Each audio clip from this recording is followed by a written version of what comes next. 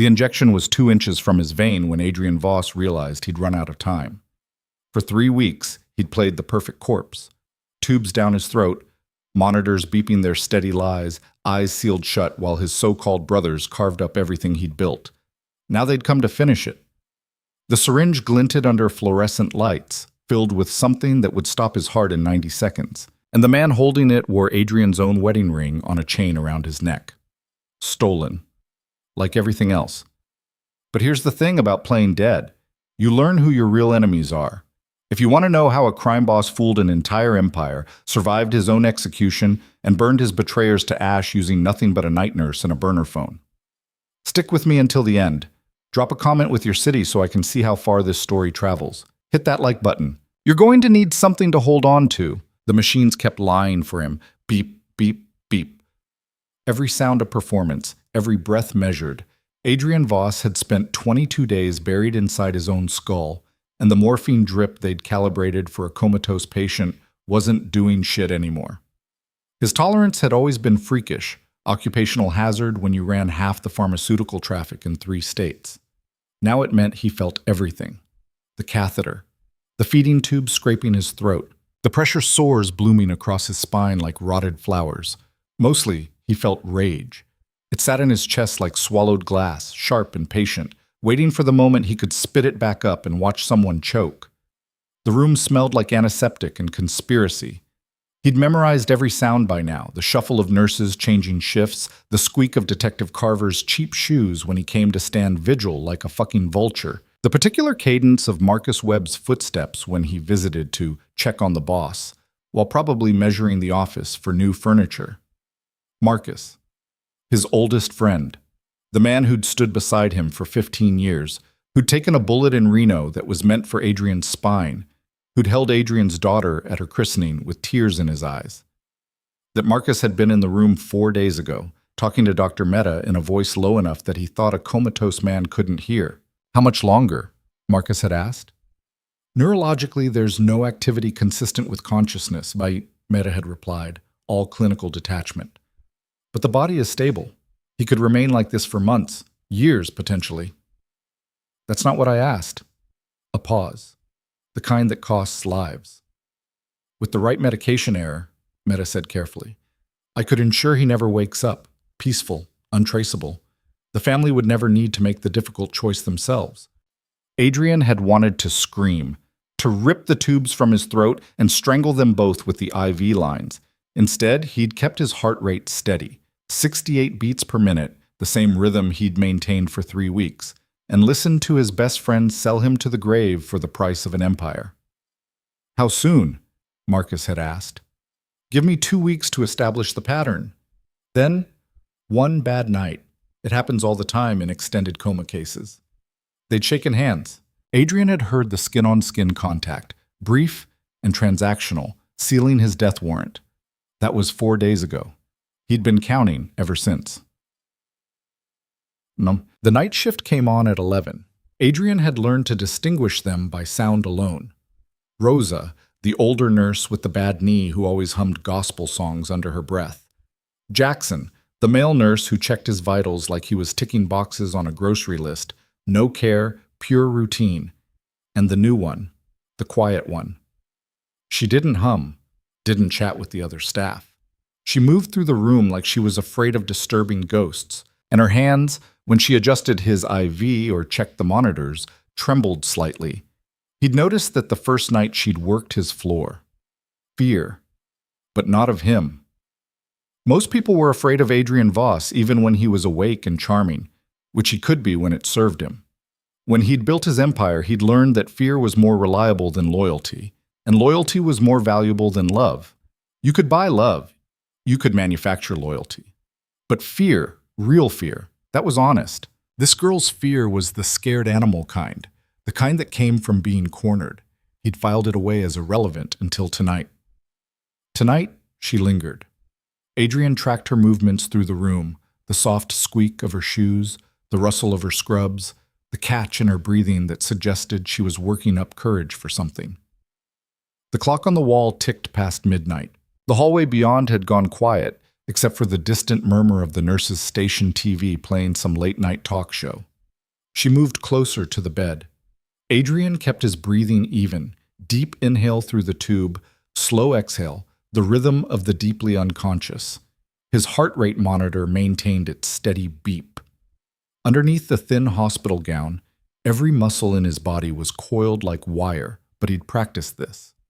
3 weeks of practice. He could lie still through an earthquake if he had to. "Mr. Voss," she whispered. The name hung in the air like a question. "I know you can't hear me," she continued, voice barely audible. I know you're not in there, but I need to say this. I need someone to hear it, even if it's just—" She trailed off.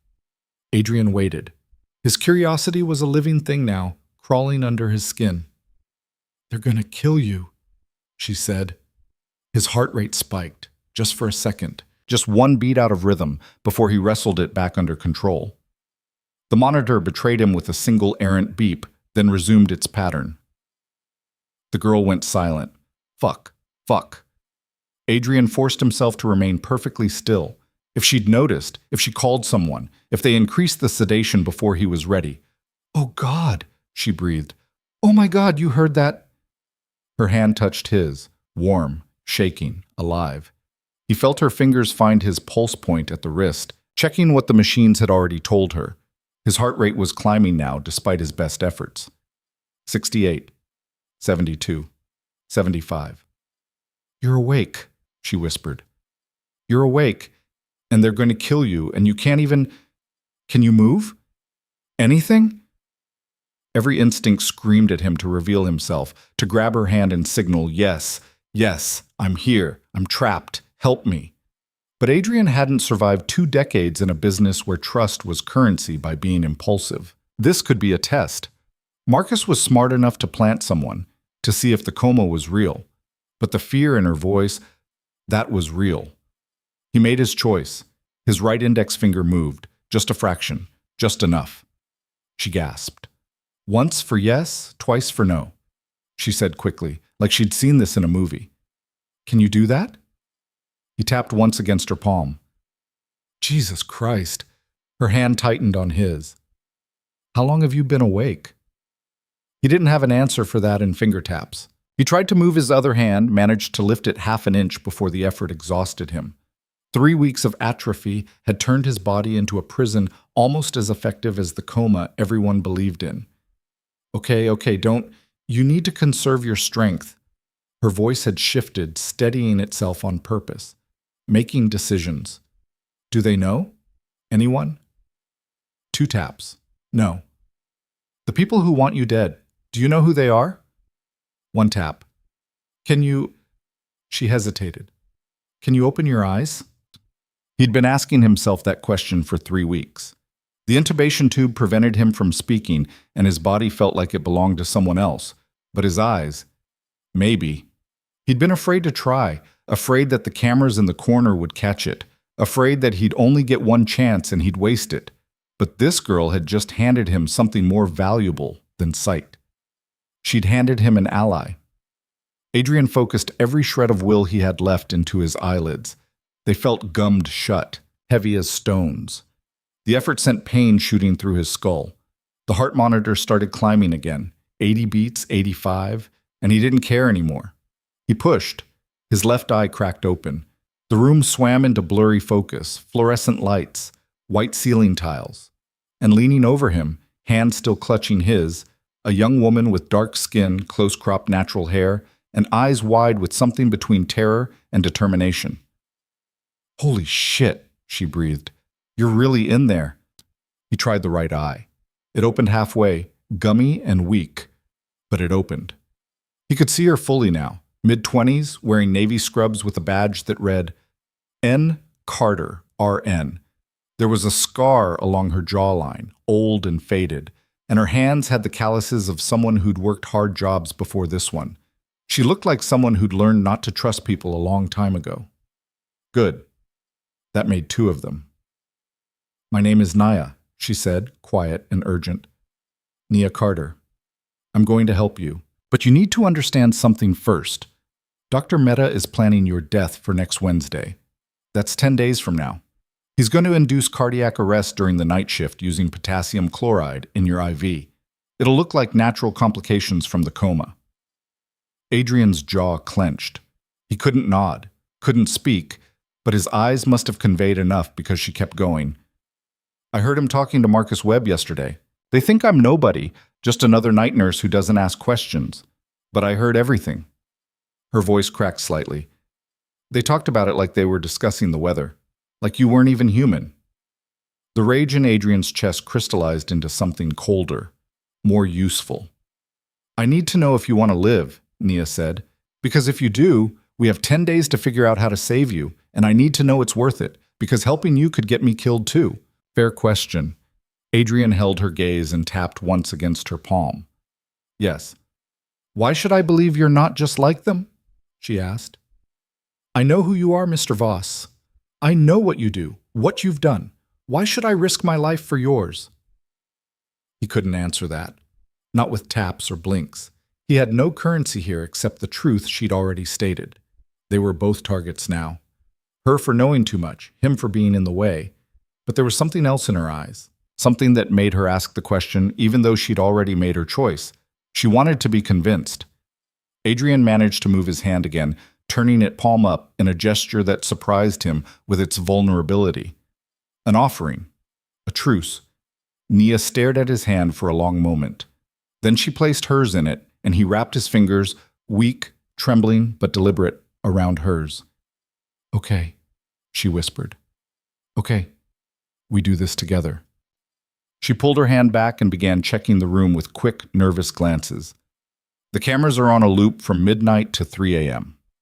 Jackson's lazy and doesn't want central monitoring bothering him during his breaks. That gives us 3 hours every night, but we need to be smart. If anyone suspects you're conscious, they'll move up the timeline. Adrian blinked once. Understood. Can you move anything else? Your other hand, your feet? He tried. His left hand responded slightly. He could curl the fingers, lift the arm a few inches. His right leg twitched. Everything else felt buried under concrete. That's good, Nia said, though her expression suggested it wasn't nearly good enough. We need to get you strong enough to move when the time comes. I can adjust your physical therapy protocol without raising suspicion, increase the passive range of motion exercises, stimulate the muscles. But it'll be slow. 10 days, Adrian thought. 10 days to learn to walk again when he could barely lift his arm. Here's what we know, Nia continued, slipping into a tone that suggested she'd been planning this speech. Marcus Webb has consolidated control of your operations. He's convinced everyone you're never waking up. He's meeting with your captains tomorrow night at a warehouse on 5th. I heard him confirm it on the phone. They're dividing territory. Adrian's fingers clenched into a fist. Doctor, Meta is being paid $2 million for your death. Half up front, half after. I saw the deposit slip in his office. He's sloppy when he thinks nobody's watching. The account is offshore, but there's a paper trail. Smart girl, dangerous girl, the kind who noticed things and remembered them. And there's someone else, Nia said, hesitating now. A woman. She visited you last week, stayed for 20 minutes. Blonde, expensive clothes, called you baby, even though you couldn't hear her. She cried. But when she left, she met Marcus in the parking garage, and they didn't act like strangers. Dochas. Elena, his wife. Adrian felt something inside him go very quiet and very cold. He'd suspected, in the abstract way you suspect that gravity still works when you're falling, but hearing it confirmed, hearing that Elena had stood by his bedside performing grief while planning his funeral with his best friend, that was different. That required an answer. I don't know what you're planning, Nia said, but whatever it is, we need evidence. Something that will protect us both when this goes public. Because if we just get you out of here, they'll hunt us down. You know they will. Adrian blinked once. She was right. Running would only delay the inevitable. He needed to burn it down from the inside, and that required proof that would survive him if necessary. I can get recordings, Nia offered. There's a medication closet next to Meta's office with a shared ventilation shaft. I can hide my phone up there, record his conversations. And I have access to the hospital's administrative files. I can pull financial records, patient notes, anything that shows the pattern. Adrian managed to tap twice. No. She frowned. Why not? He couldn't explain that recordings could be dismissed, that files could be destroyed, that they needed something bigger, something irrefutable. He needed Marcus to commit fully, publicly, to the coup. Needed Elena to show her hand. Needed the entire conspiracy to believe they'd won, right up until the moment he took it all back. But he couldn't say any of that with finger taps. So instead, he did something that took more effort than opening his eyes. He smiled. It was a horrible smile, he was sure. Cracked lips, atrophied facial muscles, probably looked like a corpse's grimace. But Nia's eyes widened, and he saw understanding dawn there. You have a plan, she said. One tap. A bad plan. A crazy plan. He tapped once, then once again. Yes, and yes. We're both going to die, aren't we? Adrian held her gaze, then he tapped 3 times, an answer she hadn't asked for, a promise he had no business making. Not if I can help it. Nia left 10 minutes later, after carefully repositioning him exactly as she'd found him and double-checking the monitors. Before she went, she leaned close and whispered, Tomorrow night, midnight, I'll bring a notepad so you can write. Well, try to write. Your handwriting's probably shit right now, but we'll figure it out. The ghost of a laugh tried to escape Adrian's ruined throat. After she was gone, he lay in the dark and took inventory. 10 days until execution. A body that barely responded to commands. A conspiracy that included his wife, his best friend, his doctor, and probably half his organization. No weapons, no backup. No way to communicate except through a night nurse he'd met 20 minutes ago and had no rational reason to trust. The old Adrian, the one who'd built an empire through calculated violence and careful paranoia, would have seen this as an unwinnable scenario. But that Adrian had also trusted Marcus Webb and married Elena Cross, so maybe his judgment wasn't worth shit. This Adrian, the one who'd spent 3 weeks trapped in his own corpse learning exactly what people said when they thought he couldn't hear, had learned something new. You didn't need to be the strongest person in the room. You just needed everyone else to think you were dead until the moment you weren't. The next night came like a held breath. Adrian had spent the day being poked and prodded by the day shift nurses, maintaining his careful facade of unconsciousness while his mind raced through scenarios. Marcus would be at the warehouse meeting tonight. Elena would probably be there too. She'd always liked being close to power, and now that she thought she'd claimed it, she'd want to watch it consolidate. Dr. Mehta made his rounds at 3 p.m., checking Adrian's charts with the detached efficiency of a man who'd already mentally cashed his blood money. He adjusted the morphine drip, probably making notes for the final dose, and left without a word. Rosa came on at 7, humming her gospel songs, and Adrian wondered if she'd mourn him when he was gone, or if she'd just move on to the next patient, the next deathbed, the next paycheck. Jackson took over at 11, and Adrian listened to him settle in for his shift with the sound of a phone game starting up, volume low. Lazy and predictable. Good. At 11:47, Nia's footsteps entered the room. She went through the motions of checking his vitals, adjusting his pillows, all professional efficiency for the cameras. Then midnight hit, and Adrian felt rather than saw her relax slightly. "Loop's active," she whispered. "We have 3 hours." She pulled a small notepad and pen from her scrubs pocket and carefully placed them near his right hand.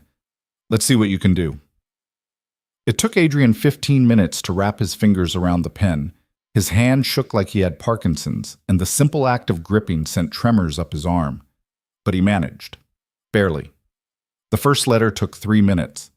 It looked like a drunk spider had tried to write with its legs, but it was recognizable. Marcus.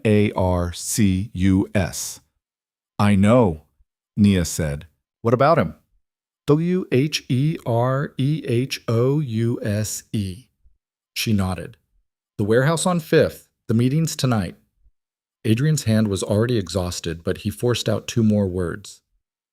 NEEDPROOF. Proof of what? The meeting? I can't get in there. They'd kill me on sight. He shook his head fractionally, then wrote again, each letter a small war. RECORDHERE. Understanding lit her eyes. "You want me to record them talking about it, after the meeting, when they come to check on you?" 1 tap. They'll incriminate themselves. Adrian managed something that might have been a nod. Marcus was arrogant, Elena was emotional. Get them in the same room, let them think they'd won, and they'd talk. People always talked when they thought the only witness was a corpse. What about Meta? Adrian wrote, Later. You're prioritizing, Nia said slowly. Marcus first, then Meta, then... She trailed off, waiting for him to finish the thought. But Adrian's hand had started shaking too badly to write. He managed one more word, scratching it out with the last of his strength. Elena Nia was quiet for a moment. Your wife. He didn't respond. Didn't need to. I'm sorry, Nia said, and she sounded like she meant it. Adrian wanted to laugh, sorry, like Elena's betrayal was something that happened to him instead of something she'd chosen. Like Marcus's conspiracy was bad luck instead of calculated murder. Like any of this was anything other than the logical conclusion of a life built on violence and distrust. He wasn't sorry, he was furious. And fury, unlike trust, was something he knew how to use. Okay, Nia said, pocketing the notepad. I'll set up my phone in here tomorrow night.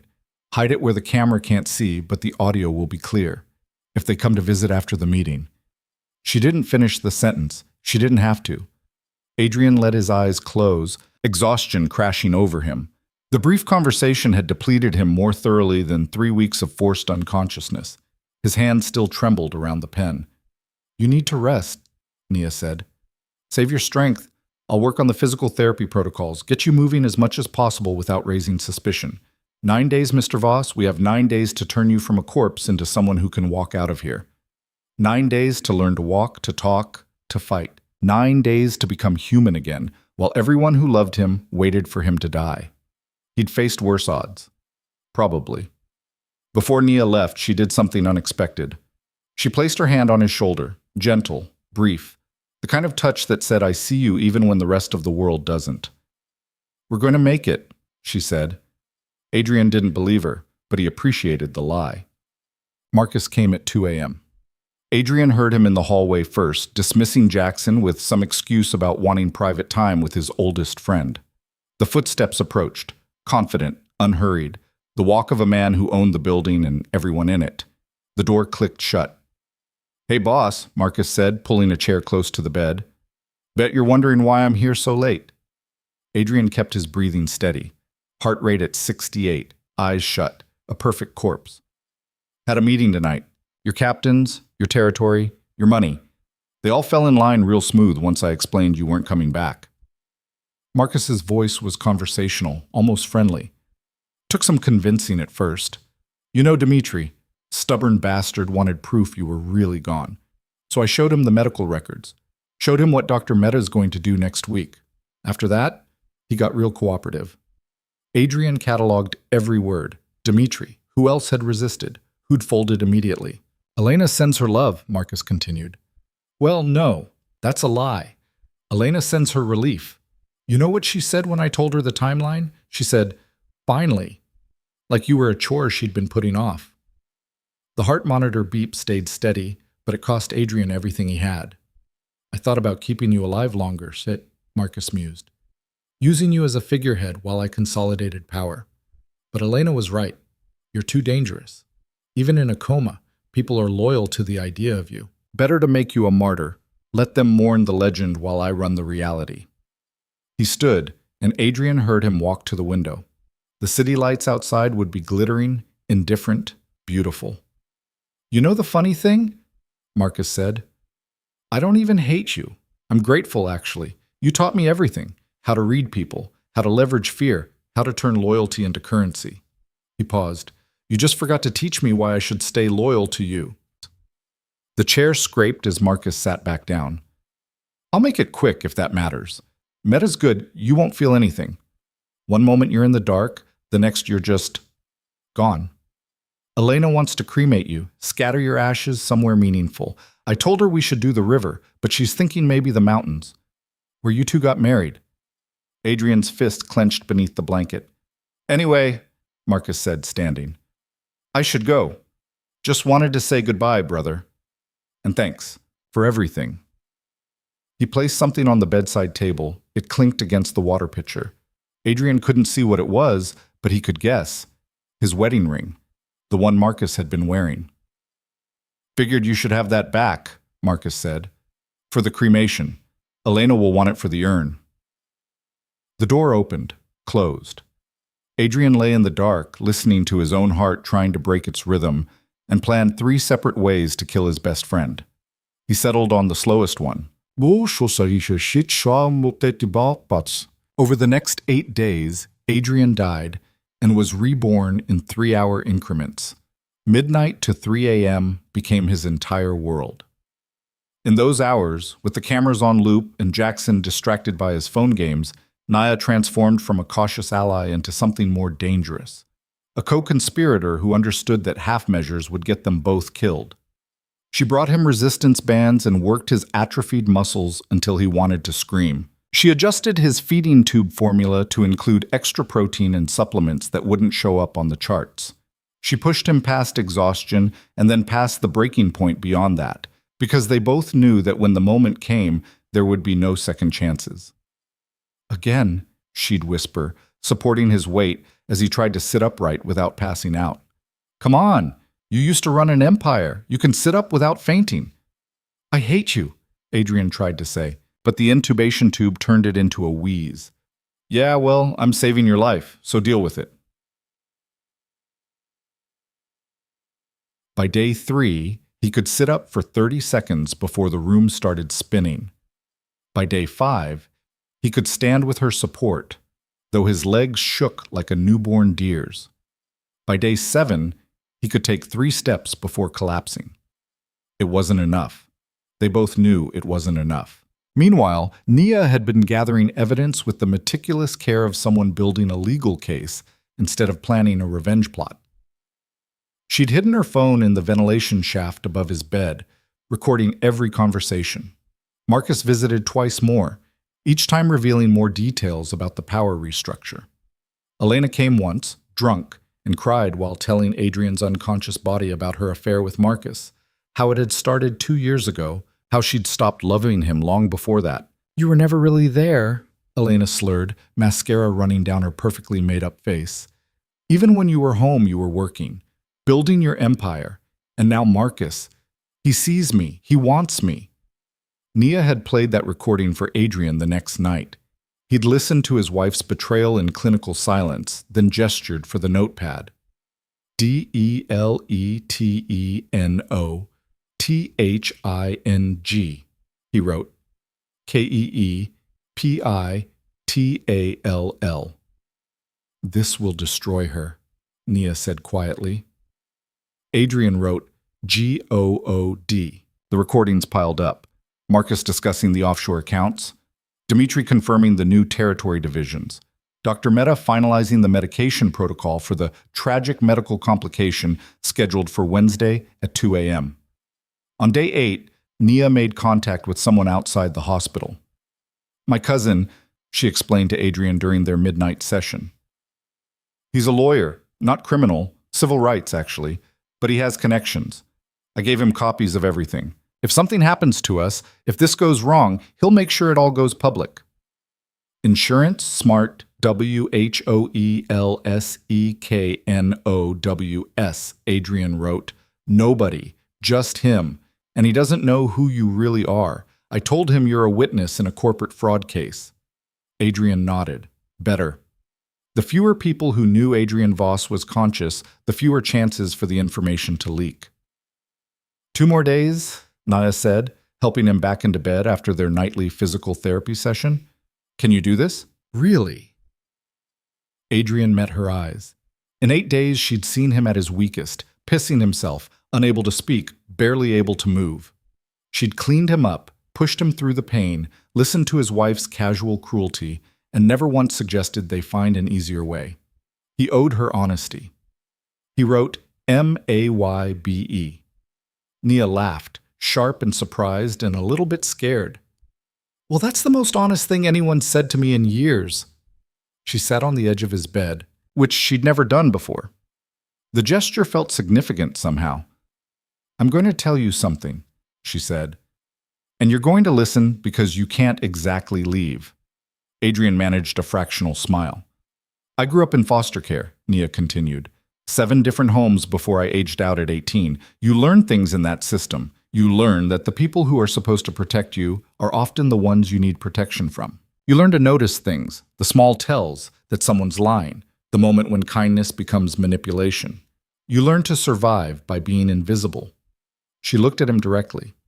That's why I'm good at this, at noticing what everyone else misses, at being underestimated, and that's why I know we can win. WHYHELPME, Adrian wrote. Because you're not supposed to survive, Nia said simply. The system, all the systems, they're set up for people like you to either rule or die. And everyone in your life chose to kill you instead of letting you be vulnerable. But I've been vulnerable my whole life, Mr. Voss. I know it doesn't have to be a death sentence. She stood, checking the clock. Almost 3 a.m. We're going to burn them all down, she said. Not because you're a good person. I have no illusions about what you've done. But because they deserve it, and because someone should survive who wasn't supposed to. After she left, Adrian lay awake thinking about foster care and betrayal and the strange mathematics of trust. He'd built an empire on the principle that everyone had a price, but Nia Carter was helping him for reasons that had nothing to do with money. That made her either the most dangerous person in his life or the only one worth trusting. He'd find out in 48 hours. Day 9 arrived with the weight of an execution date. Adrian woke to Dr. Mehta's rounds, listening to the man discuss his imminent death with the nurse who didn't know she was describing a murder. Deterioration's expected at this stage, Mehta said. We'll keep him comfortable. The family's been prepared. The family. Elena. Probably already planning her outfit for the funeral. That night, Nia came in at midnight with a different energy, focused, almost military in her precision. Tomorrow night's the night, she said without preamble. Mehta scheduled the potassium chloride for 2 a.m. during Jackson's shift.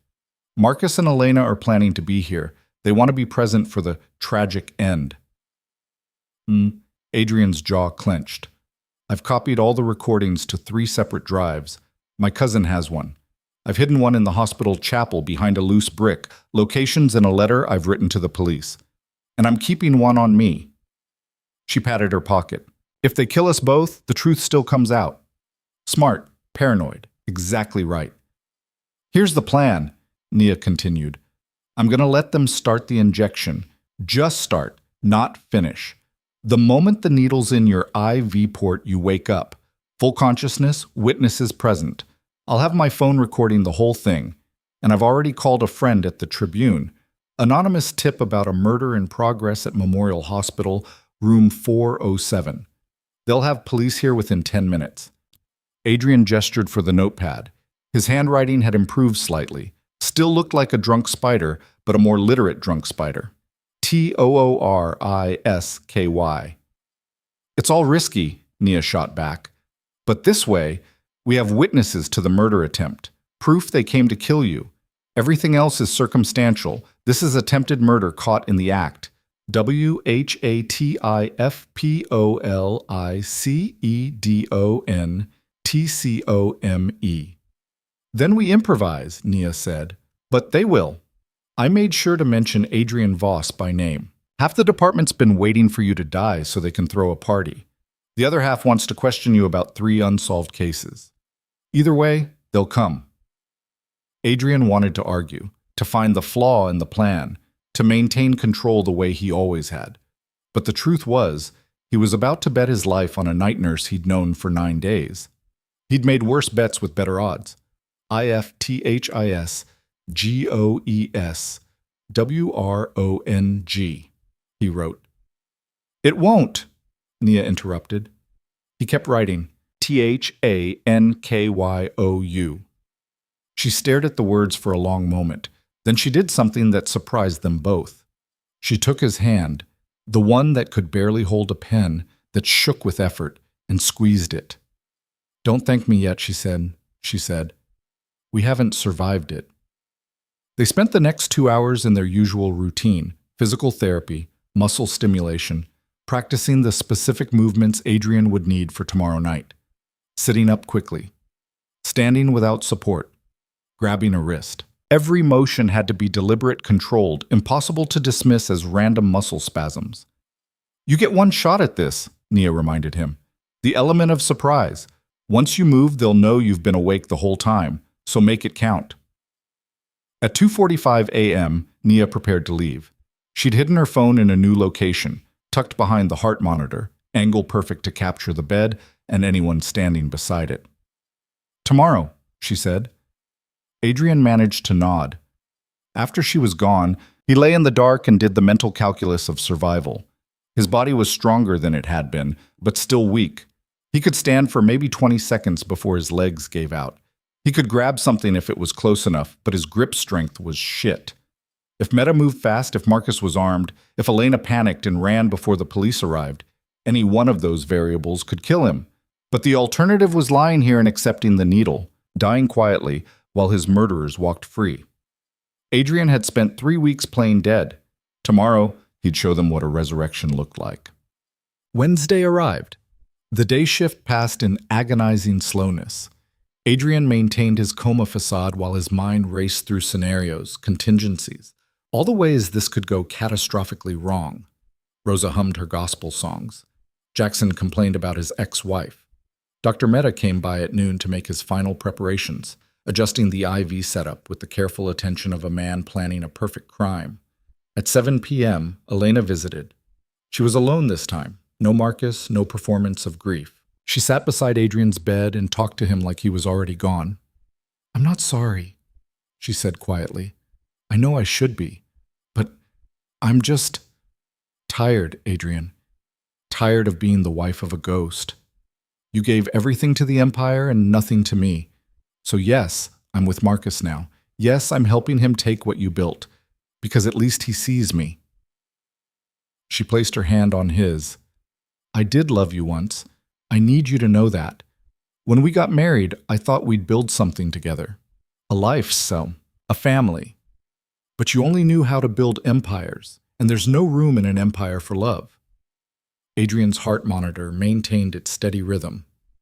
"Marcus says after this is done, we can leave. Start over somewhere clean. Maybe I'll finally be happy." She laughed bitterly. "Probably not, but at least I'll be free."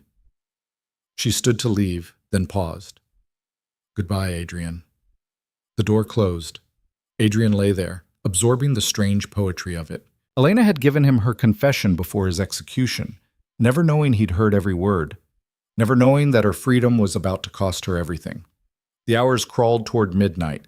Jackson came on shift, settled into his routine. The hospital quieted. Adrian listened to his own heartbeat, counting down. At 11:58 p.m., Nia entered the room.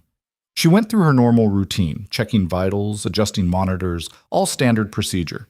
Then midnight hit, and she leaned close. "1 hour," she whispered. "The police are on standby." Anonymous tip called in from a burner phone reporting suspicious activity in room 407 at approximately 2 a.m. Marcus and Elena are on their way. Meta's preparing the injection now. Adrian's pulse jumped despite his best efforts. "I'm going to be in the medication room," Nia continued. "Close enough to help if things go wrong, far enough to maintain deniability if they don't. My phone's recording.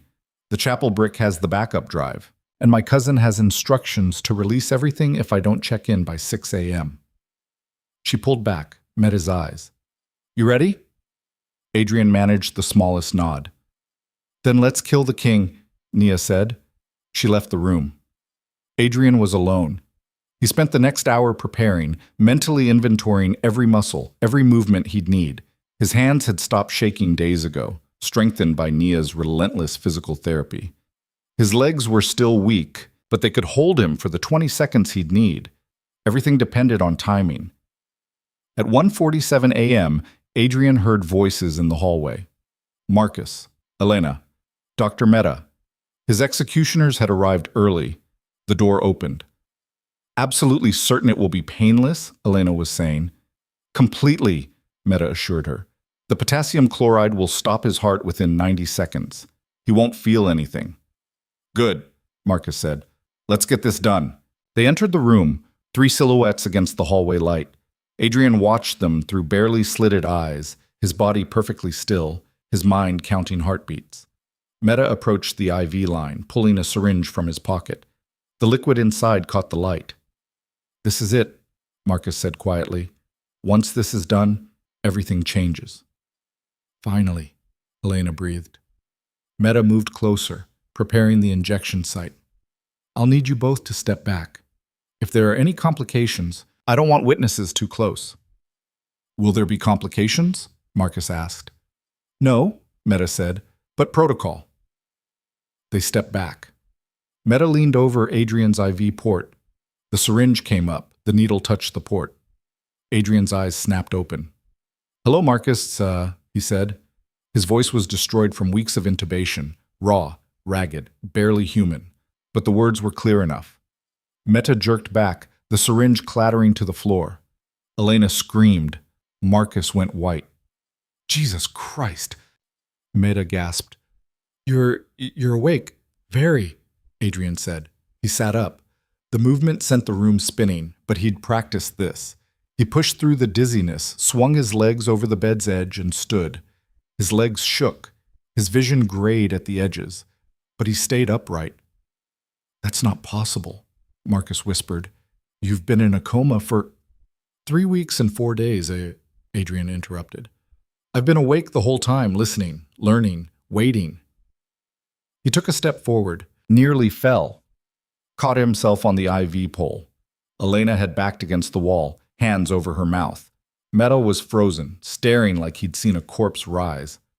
Marcus was the first to recover. His hand moved to his jacket. "Gun," Adrian said calmly. "Left inner pocket, Glock 19. You always favored the Glock." Marcus's hand stopped. "How?" he started. "How did I know?" Adrian smiled. It felt like ripping paper. "Because you visited me 6 times. Every time. I felt the weight when you leaned over to say goodbye. Cataloged it. Remembered."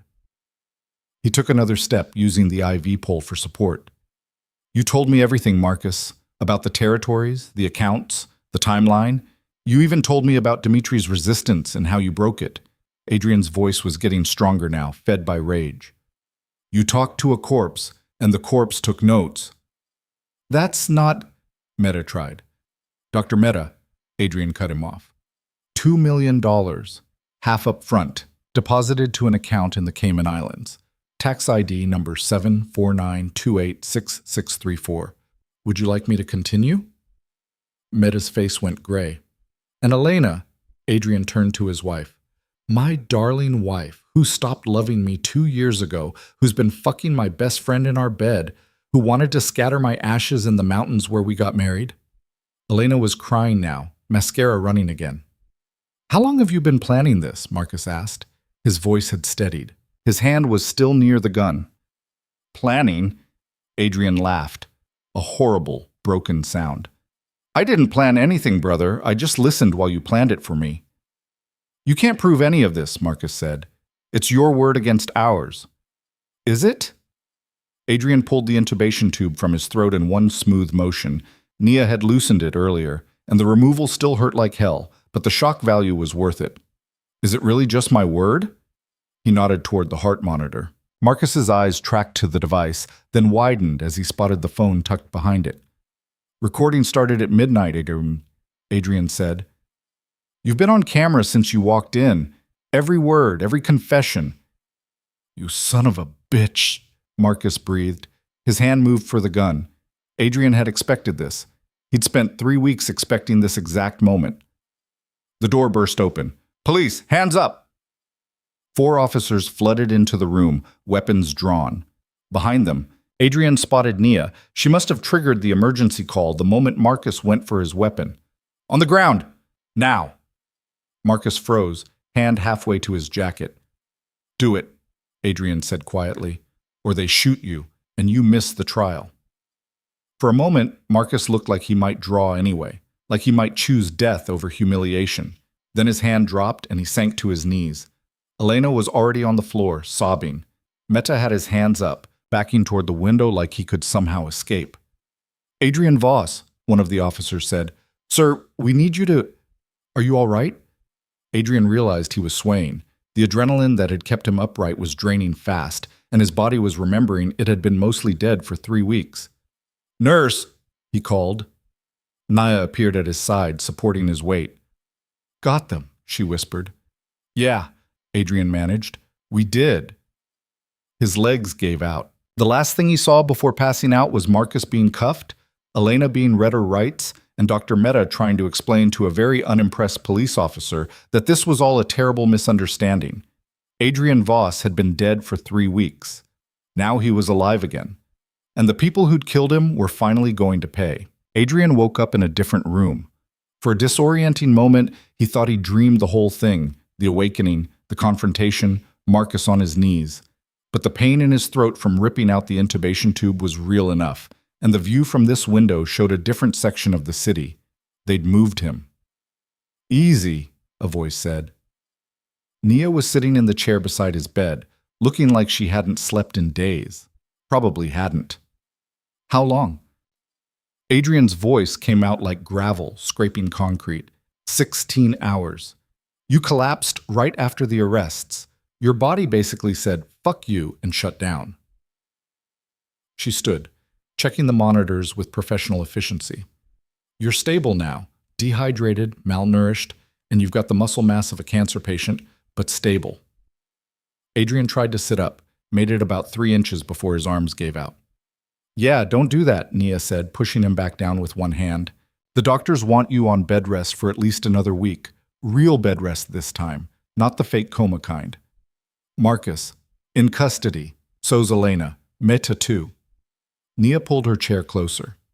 "The DA's office has been calling every hour. Apparently the recordings are even better than we thought. Marcus confessed to conspiracy to commit murder.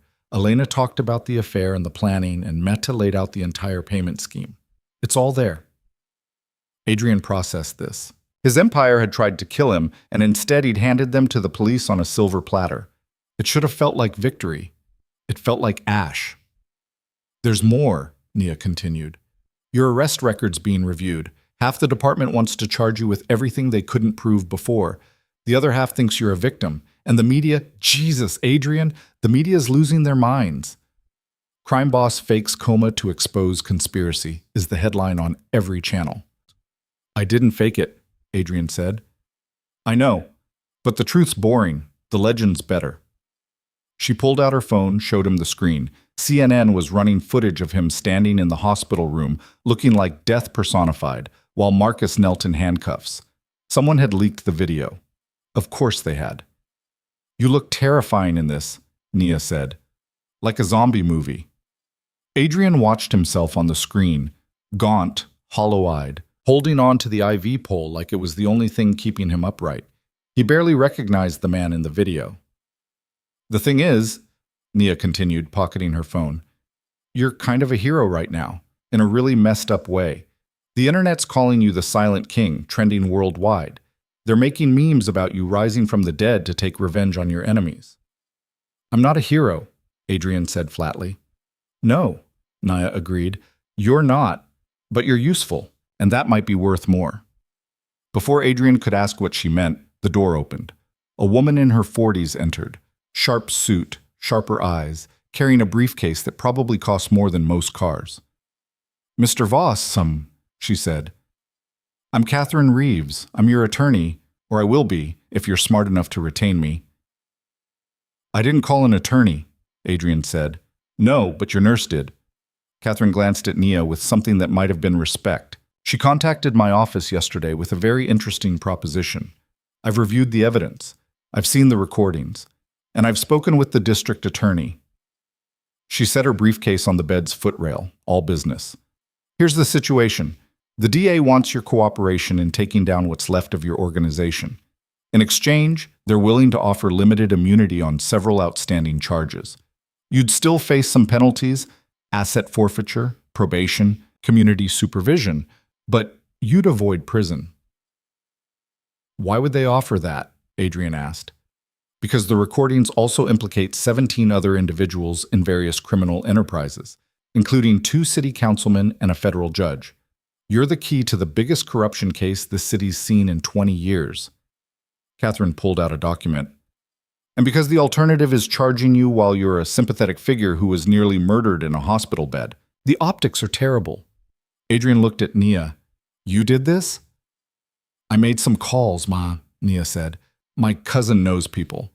And I figured you'd want options when you woke up. Options, Adrian repeated. He'd spent 20 years building an empire on the principle that you created your own options through force. Now he was being offered a way out by a night nurse and a lawyer he'd never met. I need to know something, Catherine said. Are you interested in staying in your former business, or are you looking for an exit? The question hung in the air. Adrian thought about Marcus's betrayal, about Elena's casual cruelty, about the captains who'd fallen in line the moment they thought he was gone. He'd built everything on loyalty, and the moment he'd shown weakness, they'd torn him apart. Exit, he said. Catherine nodded like she'd expected that answer. Then here's what I propose. You cooperate fully with the DA's investigation. You provide testimony, documentation, everything they need to dismantle the organization. In exchange, you keep enough assets to start over, clean money, legitimate investments. You walk away. People won't let me walk away, Adrian said. The moment word gets out that I'm cooperating, I'm a dead man. That's why the deal includes witness protection if necessary. New identity, new city, new life. Catherine paused. Though I suspect you won't need it. The people who wanted you dead are in custody. And the rest, they'll be too busy trying to avoid prison to worry about revenge. Adrian's throat hurt. His body hurt. Everything hurt. How long do I have to decide? The DA wants an answer by tomorrow morning. After that, the offer expires and they proceed with charges. Catherine closed her briefcase. Think about it. But Mr. Voss, this is the best deal you're going to get. Probably the only deal. She left. Nia waited until the door closed, then said, You're going to take it. Am I? Yeah. Because you're smart enough to know when you've lost. She stood, stretched. The Empire's gone, Adrian. Marcus destroyed it the moment he thought he'd won. The captain's scattered. The operations are in chaos. There's nothing left to salvage. You sound sure about that. I am. Because I've spent the last 16 hours talking to cops and lawyers and federal agents, and they've all said the same thing. Your organization's dead. It died the night Marcus tried to kill you. Nia moved to the window. The question is whether you die with it or start something new. Adrian stared at the ceiling. Tiles, always tiles. He was so fucking tired of hospital ceilings. What happens to you? He asked. In all this? Nia turned, surprised. What do you mean? You helped me, saved my life, went against everyone to do it. What happens when the dust settles and you're just a nurse who got involved in something way over her head? I quit, Nia said simply. Yesterday. Turned in my resignation to Memorial Hospital effective immediately. Figured I'd probably be fired anyway once the full story came out.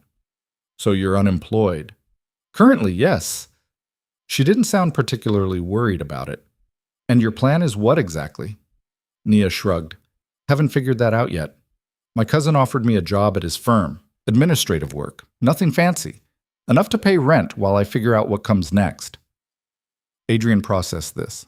The woman who'd risked everything to save him was now jobless, probably blacklisted from hospital work, and facing an uncertain future. Because of him. I'm going to pay you, he said. You don't have to. Yes, I do. Whatever I keep from the asset forfeiture, whatever's left after the government takes their cut, you get half. Nia stared at him. That's insane. It's fair. You saved my life. You built the case. You coordinated the arrest. Without you, I'd be dead, and Marcus would be running my empire into the ground. Adrian met her eyes. I pay my debts, Nia. Always have. I didn't do it for money, Nia said quietly. I know. That's why you're getting it. She was quiet for a long moment, then shook her head. You're a strange man, Adrian Voss. I've been told. The door opened again. This time it was a detective. Mid-50s, tired eyes, badge clipped to his belt. Adrian recognized him from Marcus's visits. Carver. Mr. Voss, Carver said, mind if I ask you a few questions? Am I under arrest? Not currently, but the day's young. Carver pulled out a notebook. I need to understand the timeline. You're claiming you were conscious for 3 weeks while everyone thought you were in a coma? 22 days, Adrian corrected. And during those 22 days, you heard various individuals discuss plans to kill you? I heard my best friend, my wife, and my doctor plan my murder, yes. Carver wrote something down. Why didn't you alert anyone sooner? Hospital staff, police, anyone? Because I couldn't move, Adrian said. Couldn't speak. Could barely blink. And I didn't know who to trust. For all I knew, you were in on it. Carver's expression didn't change. Was I?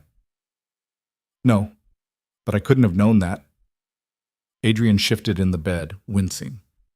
I had to wait until I could build a case, until I had evidence that would survive me if the plan went wrong. The recordings, Carver said. The recordings, which your nurse obtained through illegal surveillance of private conversations. Nia stepped forward. I was protecting a patient from a credible threat. That's my legal obligation as a healthcare provider. Carver looked at her with something between irritation and admiration. You've been talking to lawyers. Several, Nia confirmed. Right. Carver turned back to Adrian. Here's my problem, Mr. Voss. You're a career criminal. You've been investigated for everything from drug trafficking to money laundering to murder. We've never been able to make anything stick because you're careful and you have expensive lawyers. Now you're claiming victim status while simultaneously offering to cooperate against your former associates. It's convenient. It's survival, Adrian said. Is it? Or is this just another play? Get your enemies arrested, consolidate what's left, come back stronger? Adrian laughed. It hurt his throat, but he couldn't help it. Detective, I can't walk 10 steps without collapsing. I spent 3 weeks trapped in my own body listening to everyone I trusted plan my death. I don't have enemies anymore because I don't have anything left. There's no play here, just a man trying not to die. Carver studied him for a long moment. Then he put away his notebook. The DA is inclined to believe you. I'm not sure I am, but the evidence is solid, and Marcus Webb's been a problem for this department for a long time. He moved toward the door, paused. Take the deal, Mr. Voss. Testify. Help us clean up this city, and then disappear. Because if you don't, if you try to rebuild, I'll be watching. He left. Nia exhaled slowly. He's not wrong, you know, about people not trusting you. I know. So what are you going to do? Adrian closed his eyes. The fatigue was creeping back, dragging him down towards sleep he didn't want. But before he let it take him, he said, I'm going to take Catherine's deal. I'm going to burn down everything I built, and then I'm going to figure out who the hell Adrian Voss is when he's not a king. That might take a while, Nia said. Yeah, Adrian agreed. It might. When he woke again, it was dark outside. Nia was gone, replaced by a uniformed officer sitting by the door. Protection or surveillance, Adrian wasn't sure. Maybe both. His phone, a new one, since his old one was evidence, sat on the bedside table. Catherine had left it with a note. Secured line, used for legal contact only. Adrian picked it up. His hands shook less now, muscle memory returning slowly. He scrolled through the contacts Catherine had loaded. Her office, the DA's direct line, Nia's number. He stared at that last one for a while. Then he opened the news apps and started reading about his own death and resurrection.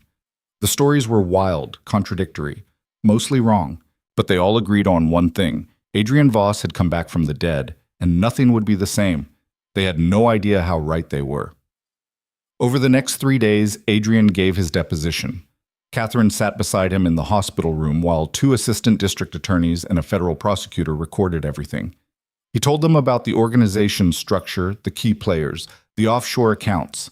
He provided passwords, access codes, locations of documents. He burned it all down with the methodical precision of a man who'd built it and knew exactly where the foundations were weakest.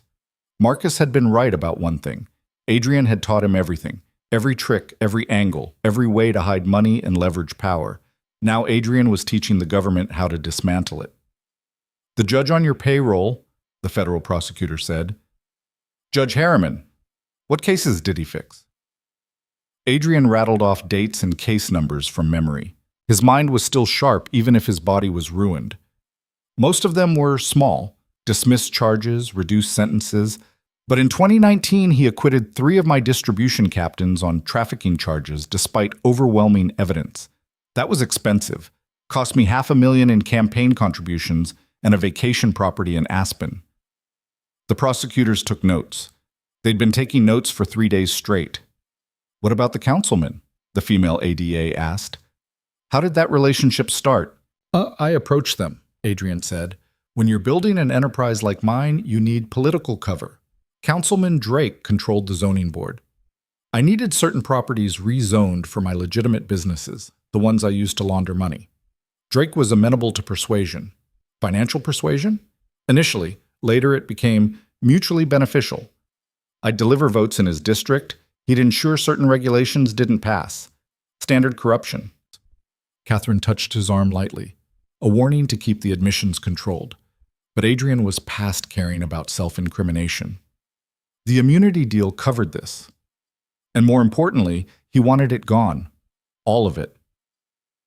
"Tell us about the night of the ambush," the federal prosecutor said.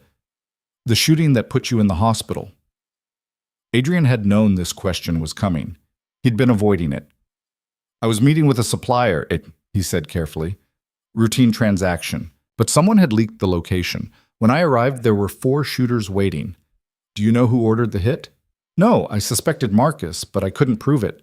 That's why I played dead when I woke up. I needed to know who my enemies were." "And the shooters?"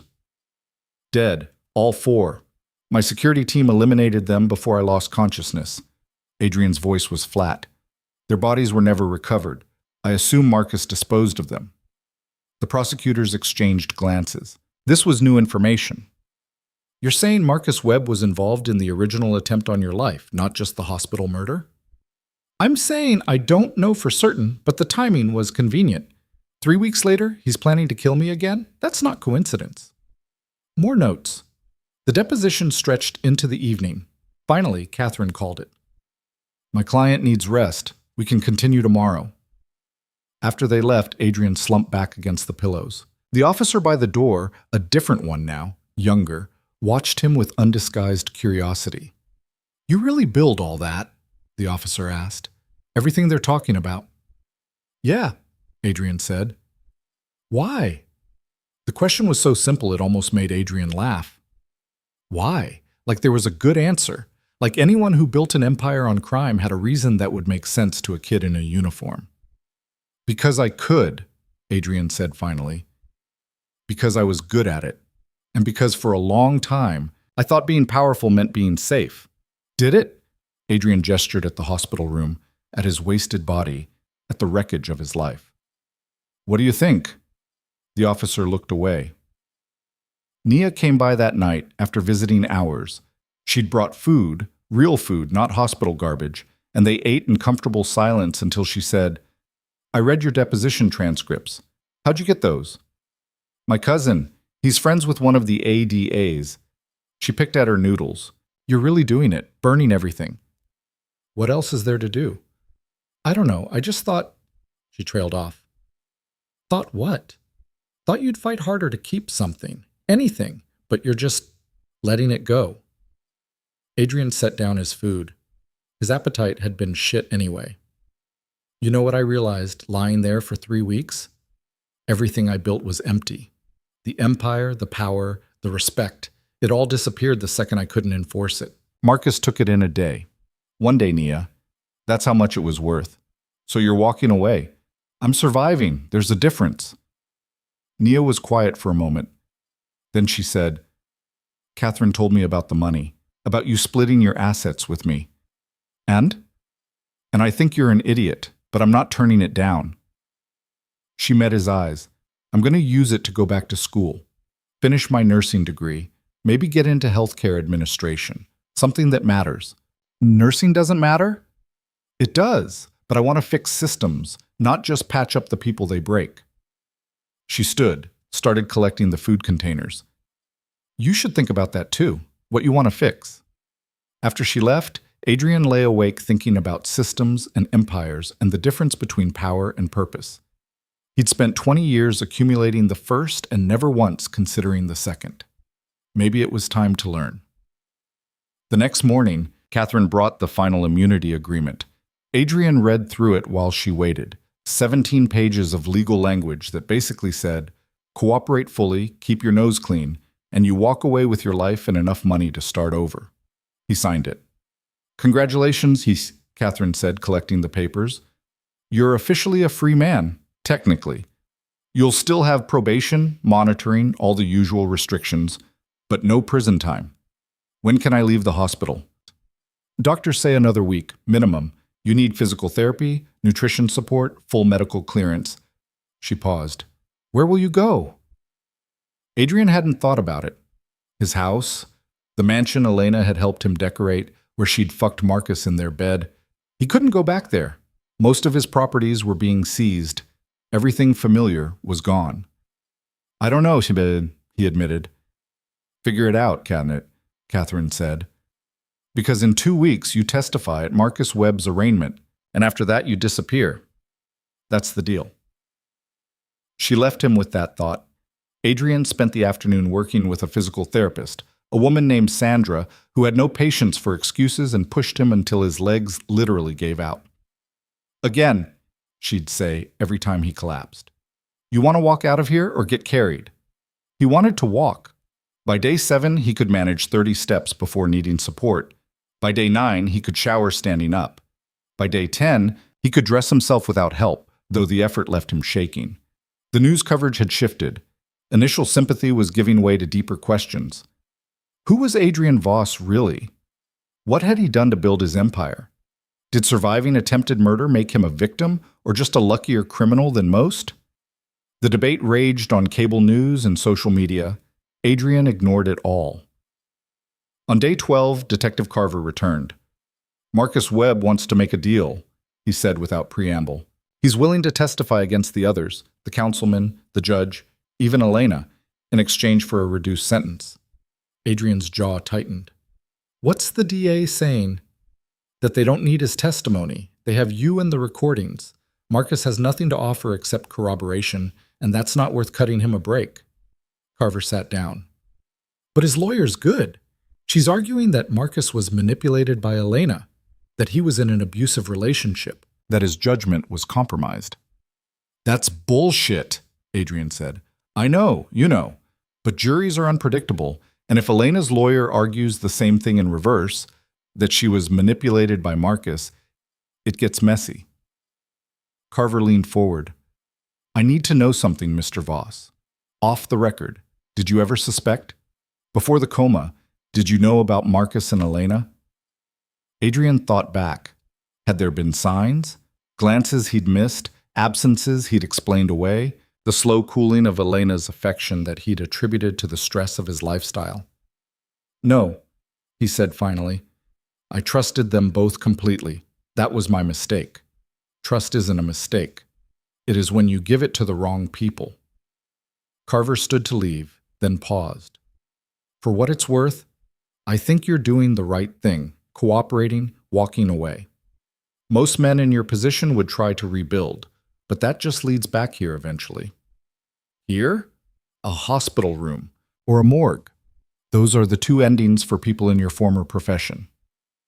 After Carver left, Adrian sat with that truth. He'd seen enough bodies, attended enough funerals, visited enough men in hospital beds to know the detective was right. The game always ended the same way.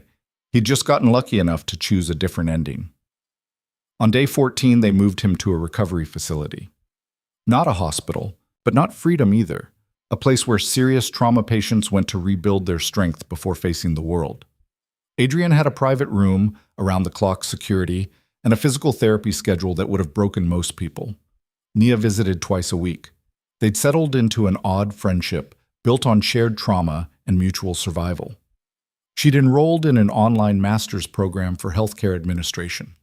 He'd started reading again, books about business, about ethics, about men who'd built empires and lost them.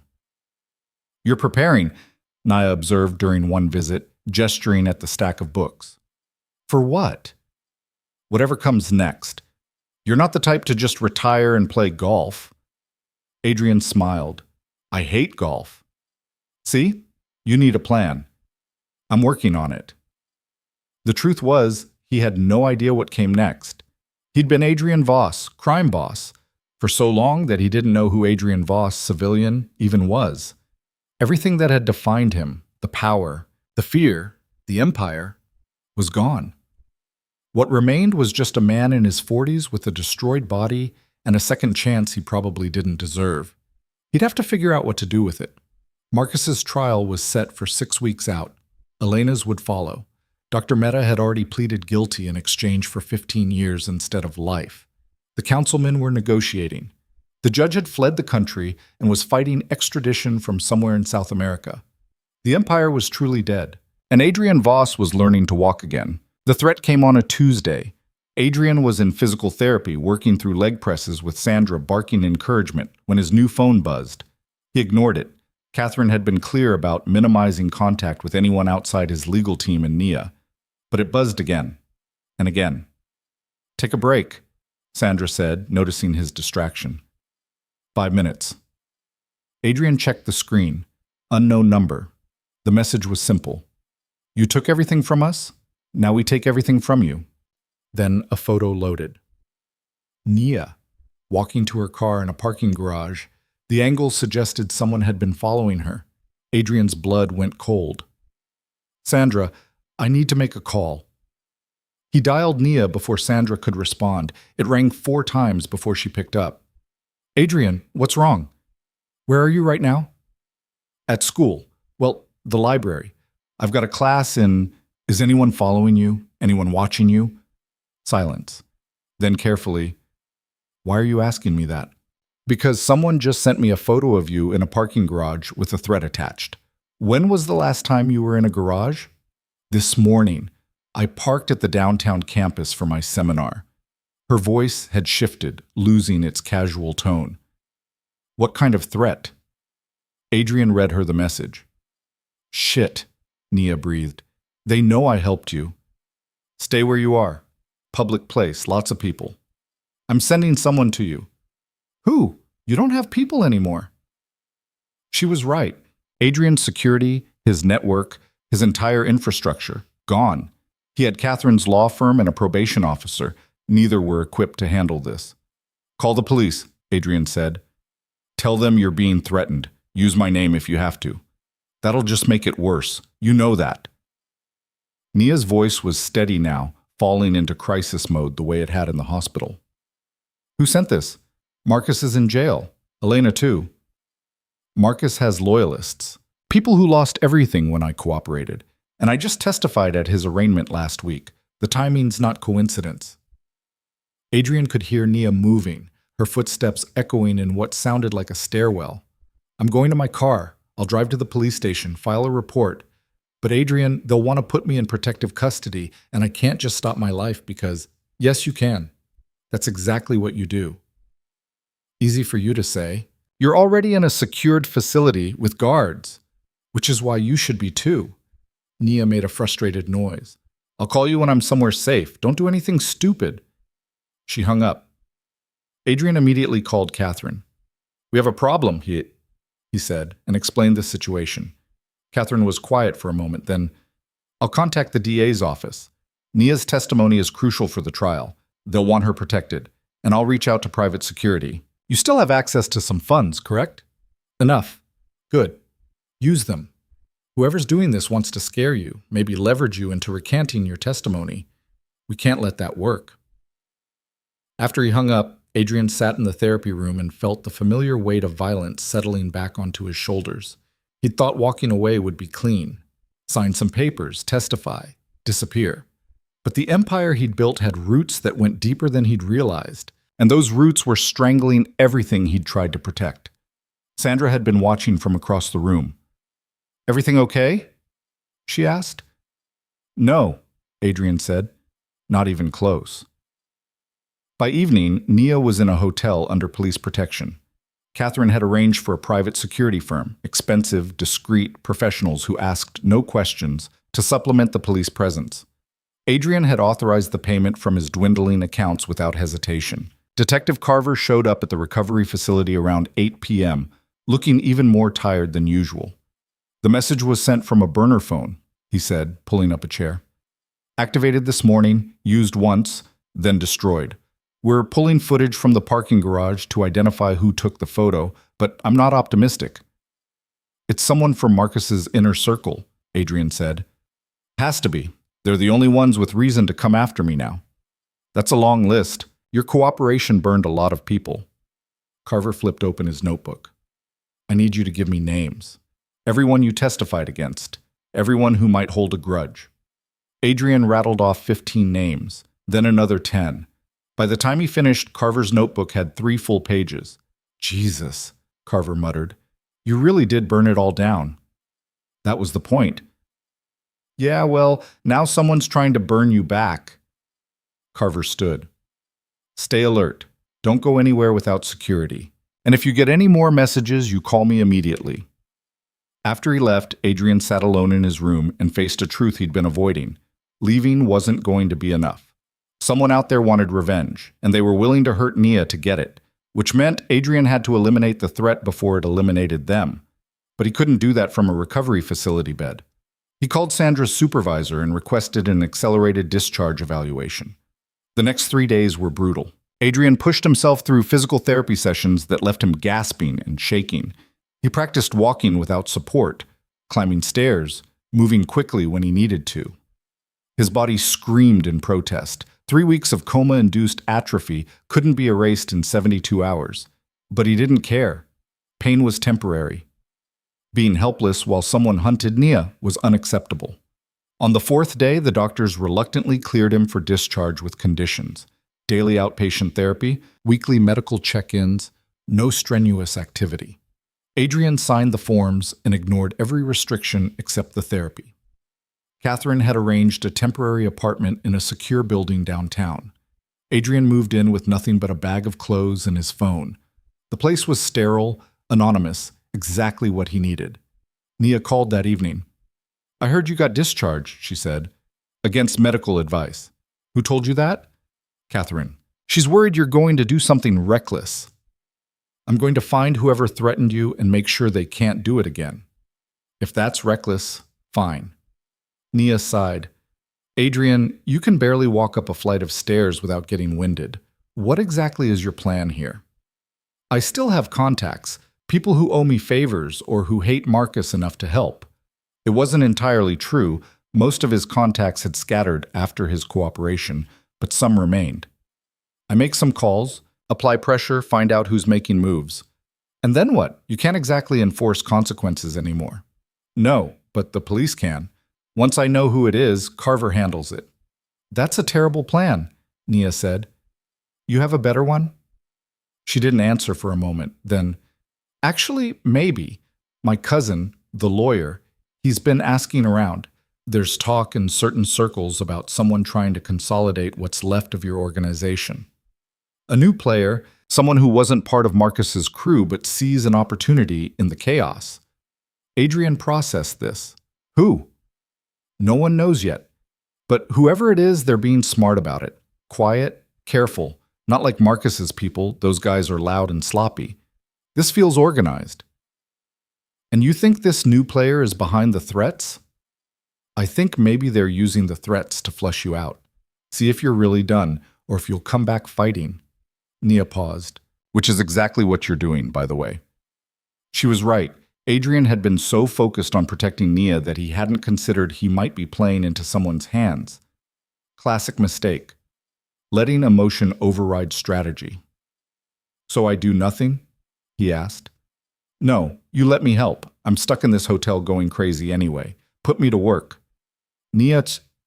Don't Nia me. I'm part of this whether you like it or not.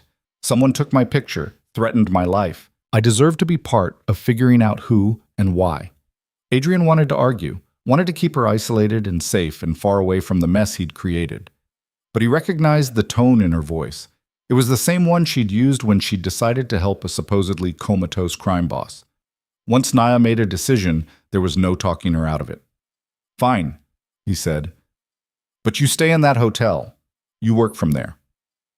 Deal. Now start making your calls. Adrian's first call was to a man named Vincent Chen. They'd done business for years. Adrian had provided protection for Vincent's import operation, and Vincent had provided information about rival organizations. It was a clean arrangement that had survived because Vincent was smart enough never to get directly involved in the violence. I heard you died, Vincent said when he picked up. Then I heard you didn't. Then I heard you became a snitch, confused the hell out of me. I need information, Adrian said. Of course you do. What's it worth? 50,000, Vincent whistled. Must be important information. What are you looking for? Someone's trying to rebuild my organization. I need to know who. That's easy. Nobody. Your empire's radioactive right now. Anyone who touches it ends up in federal custody. Vincent paused. But there are vultures circling. Small-time operators trying to claim territory, thinking the vacuum won't last forever. Any of them organized enough to coordinate threats and surveillance? Mafia against you? No way. Those guys are barely organized enough to run a corner operation. Another pause. But there's been talk about outside interest, someone not from the city coming in to cherry-pick the profitable pieces. Who? If I knew that, the price would be higher. Vincent's tone shifted. Word is they're connected, real connected, not street level like your crew was, more corporate. Adrian felt something click. Corporate how? Like they launder through legitimate businesses, tech companies, real estate, venture capital. The kind of operation that looks clean on paper because it mostly is clean. They just use their infrastructure to move money for people who can't. And they want my territory. They want the distribution network, the customer base, the relationships with suppliers. Your actual operation, the muscle, the enforcement, that's worthless to them. They operate in spreadsheets, not back alleys. Adrian thought about this. A corporate operation wouldn't threaten Nia out of revenge. They'd do it as a tactic to create leverage or eliminate obstacles. How do I find them? He asked. You don't. They find you. And Adrian, Vincent's voice lowered. If I were you, I'd let them have it. These aren't people you can intimidate or outmaneuver. They'll buy you out or bury you, and they won't lose sleep either way.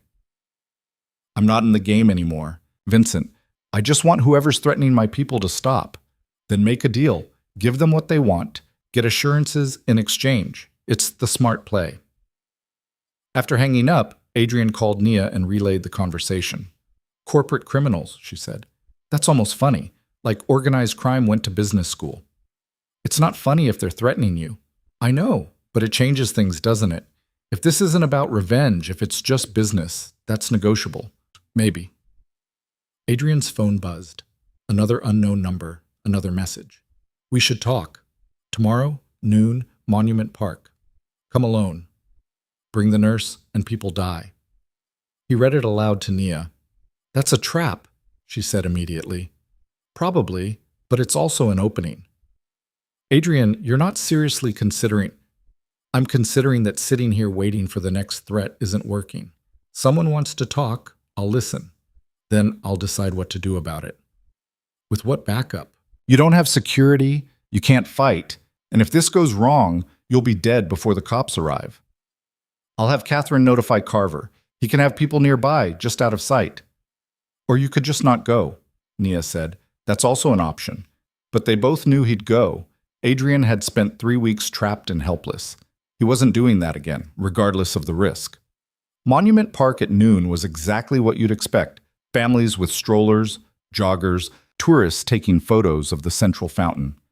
Adrian arrived 15 minutes early, positioned himself on a bench with clear sight lines, and waited. Carver's people were around somewhere. Adrian couldn't spot them, which meant they were good at their jobs. That was reassuring and concerning in equal measure. At 12:03, a woman sat down beside him. She was in her late 30s, dressed in business casual, carrying a leather portfolio. She could have been a lawyer, a consultant, anyone professional. Nothing about her screamed criminal. Mr. Voss, she said, Thank you for coming. You threatened someone I care about. I don't respond well to threats. I'm aware. That's why I chose this approach. Direct conversations seem more productive than the alternatives. She opened her portfolio, pulled out a tablet, and showed him a screen. My name is Rebecca Marsh. I represent a consortium of investors interested in acquiring certain assets from your former operation. The screen showed a breakdown of Adrian's old empire, territories, revenue streams, key relationships, all analyzed like a corporate acquisition target. We're prepared to offer you $2 million for a complete transfer of operational knowledge and contacts, Rebecca continued. You'd also receive assurances of personal safety for yourself and anyone associated with your cooperation with law enforcement. Consider it a retirement package. Adrian stared at the numbers. $2 million was generous, but it wasn't about the money. And if I refuse, then we proceed without you, which is less efficient but entirely possible. However, your refusal would mark you as a potential obstacle. We prefer not to have obstacles, Mr. Voss. So the threat against Naya, that was you. That was a demonstration of reach. We wanted you to understand that your cooperation with authorities, while admirable, hasn't made you or your associates invisible. Rebecca closed the tablet. We're not interested in revenge or violence. We're interested in business. But business requires certain assurances. You want me to hand over my entire network so you can profit from it. We want to purchase information you no longer have use for. You've already testified against your former associates. This is simply the next logical step. Adrian watched a kid chase pigeons near the fountain. The normalcy of it, the laughter, the birds scattering felt obscene next to this conversation. What happens to the people in that network? He asked. The low-level operators, the distributors, the street crews? They'll have the opportunity to work within our structure or find other employment. We're more interested in the infrastructure than the personnel. That's not an answer. Rebecca met his eyes. Mr. Voss, you built your empire on violence and fear. We're offering those same people a chance to work in a more stable, less dangerous environment.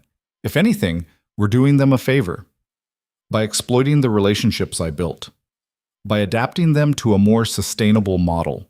The old way, your way, is dying. Marcus Webb proved that when he tried to take over through force. We're offering evolution, not revolution. Adrian's phone buzzed, a text from Nia. Carver says they've ID'd the woman. She's legit, corporate lawyer, represents several holding companies. No criminal record. Of course she was clean, that was the whole point. I need time to think, Adrian said. You have 24 hours. After that, we move forward regardless. Rebecca stood, smoothing her skirt. One more thing. Your nurse, Ms. Carter, she's enrolled at Metropolitan University, correct? Finance and Healthcare Administration dual program? Adrian's jaw tightened. We've reviewed her academic records. She's quite talented. In fact, we'd be interested in recruiting her for our organization once she graduates. Legal work, nothing inappropriate. She'd be an asset.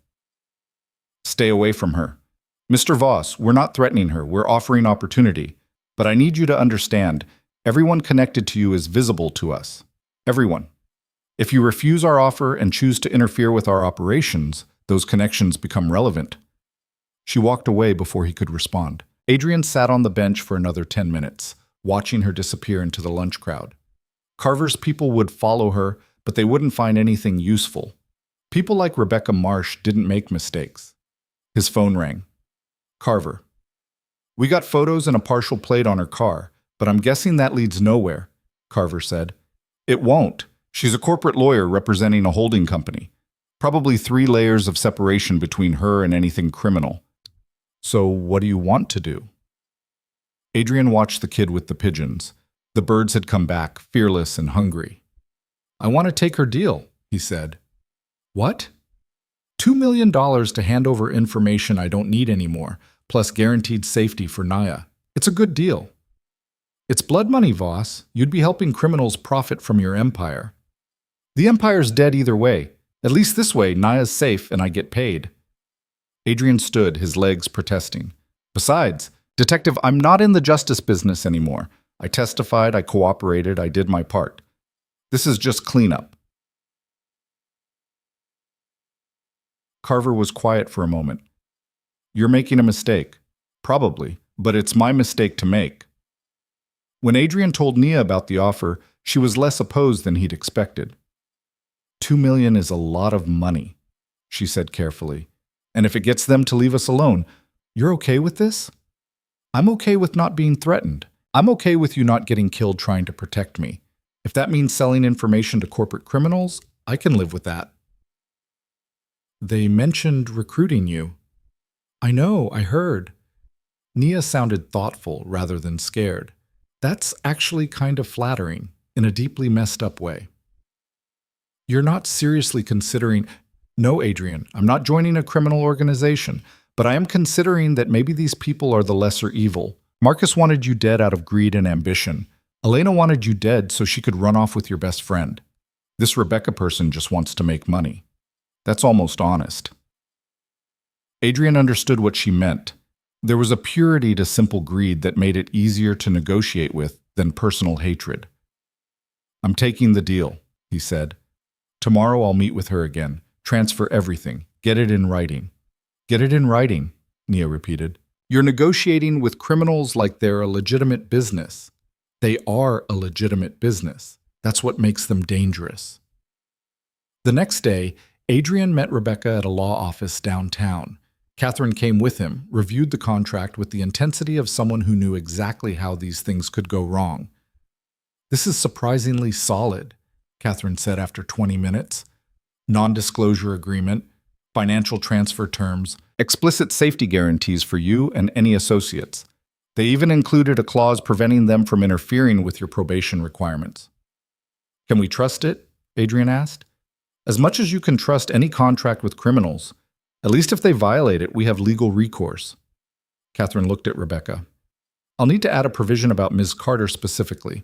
Explicit prohibition on contact, recruitment, or surveillance. Agreed, Rebecca said. We're not interested in harassing nursing students. That was simply a demonstration of awareness. They negotiated for another hour. By the end, Adrian had sold his entire network, contacts, territories, operational knowledge, everything, for $2 million and a promise that no one would touch him or Nia again. He signed the papers feeling like he'd sold the last piece of his soul.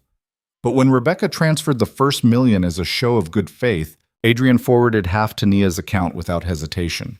She called immediately. Adrian, this is too much. It's exactly right. We agreed to split whatever I kept. This is what I kept. But you need this money to start over, to live. I need you alive more than I need money, Adrian said. Take it. Go to school. Build something that matters. Let that be what came from all this. Nia was quiet for a long moment, then softly, Thank you. After hanging up, Adrian sat in his sterile apartment and took inventory of his life. He had $1 million. He had no empire. He had no wife, no best friend, no purpose. He had a nurse who'd saved him, and a lawyer who'd kept him out of prison, and a probation officer he'd meet next week. He had nothing and everything at the same time. Catherine stopped by that evening with more paperwork, the final asset forfeiture documents, closing out the last of his seized properties. You're officially poor now, she said not unkindly. Well, relatively poor.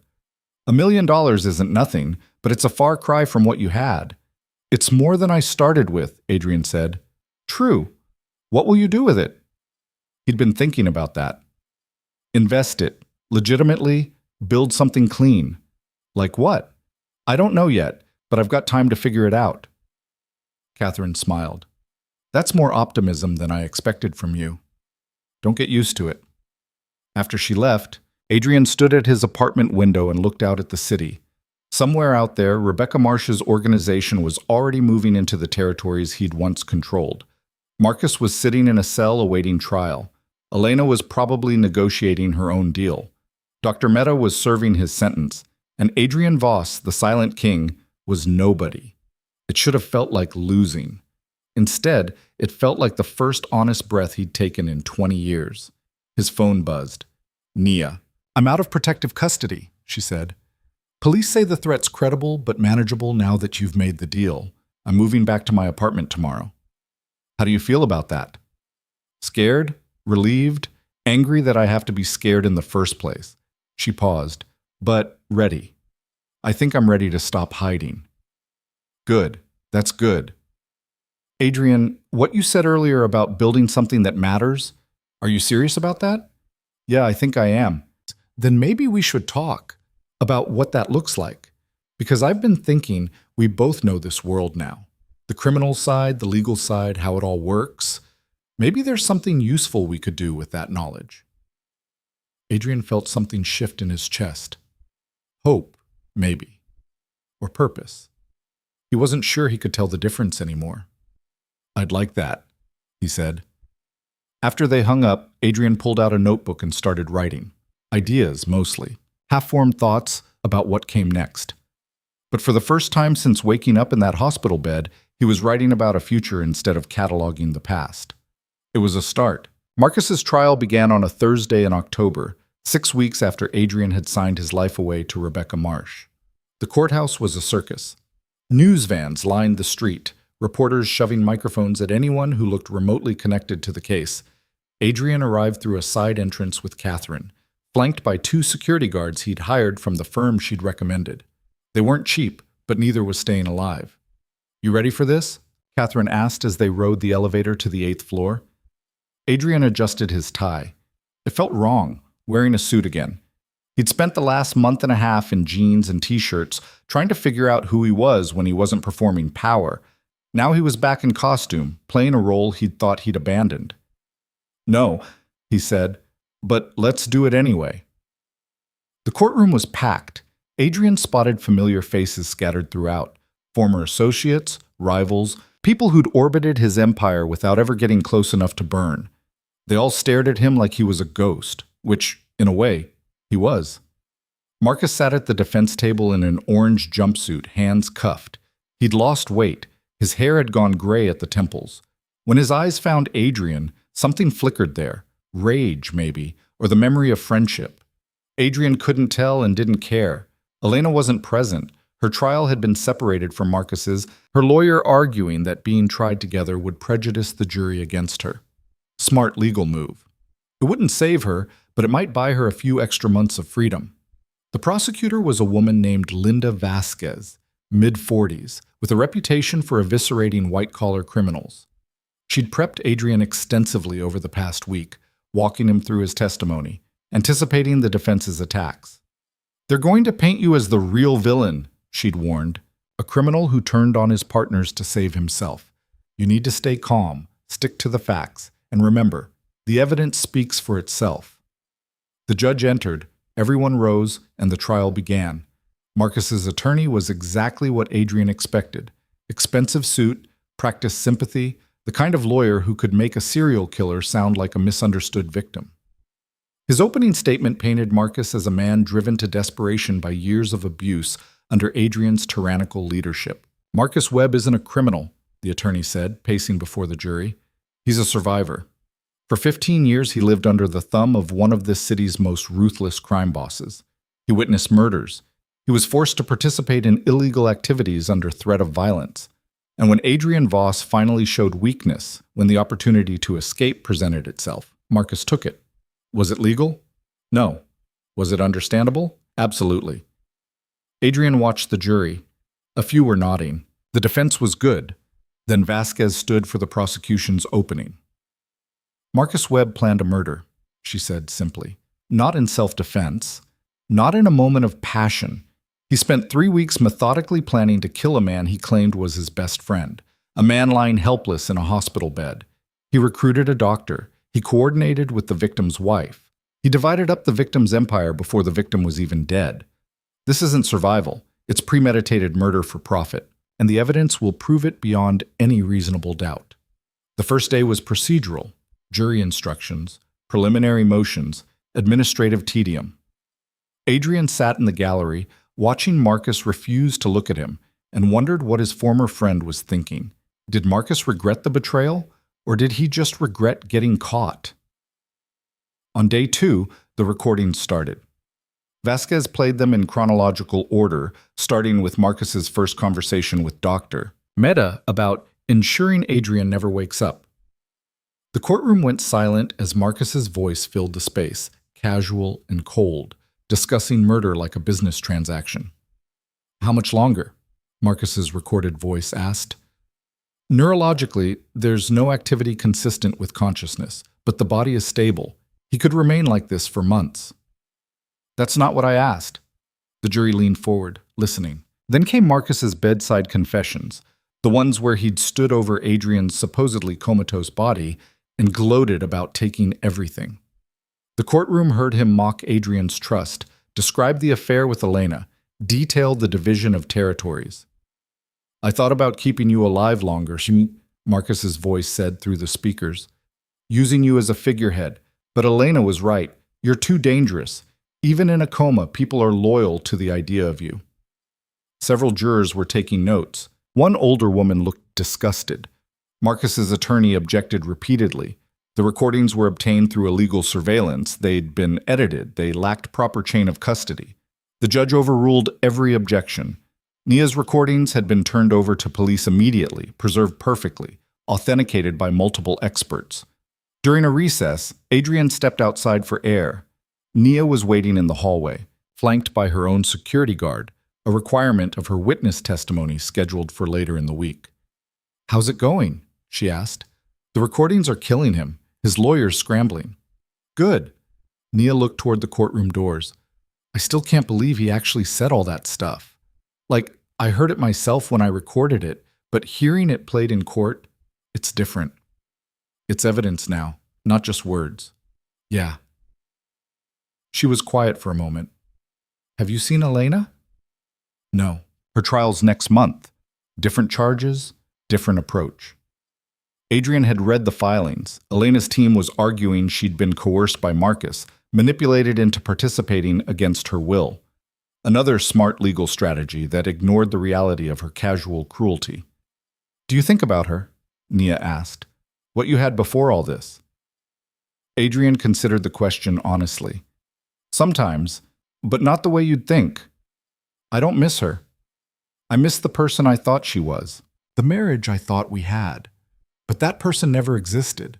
That marriage was a lie, I told myself. That's depressingly mature of you. I've had time to process. They were called back inside. The afternoon session brought financial records, spreadsheets showing Marcus's payments to Dr. Mehta, offshore accounts opened in Elena's name, territorial divisions mapped out before Adrian was even supposed to be dead. Each document was another nail in the coffin. By day 3, the defense was on its heels. Marcus's attorney tried to redirect, calling character witnesses who testified to Marcus's good nature, his community involvement, his charitable donations. But Vasquez destroyed them on cross-examination, revealing that the charity was a front for money laundering and the community involvement was cover for expanding operations. On day 4, Adrian took the stand. The courtroom went absolutely silent as he was sworn in. He could feel every eye on him, the jury, the gallery, the reporters scribbling notes. Marcus stared at him with open hatred now, all pretense of friendship long abandoned. Vasquez approached with a tablet. Mr. Voss, can you describe your relationship with the defendant prior to your hospitalization? Adrian's throat was still damaged from the intubation, his voice rougher than it used to be. Marcus Webb was my closest friend for 15 years. We built the organization together. I trusted him with my life. And what happened when you were admitted to Memorial Hospital on August 7th? I was in critical condition from gunshot wounds. The doctors induced a coma to allow my body to heal. But I woke up after approximately 72 hours, still intubated and unable to move or communicate.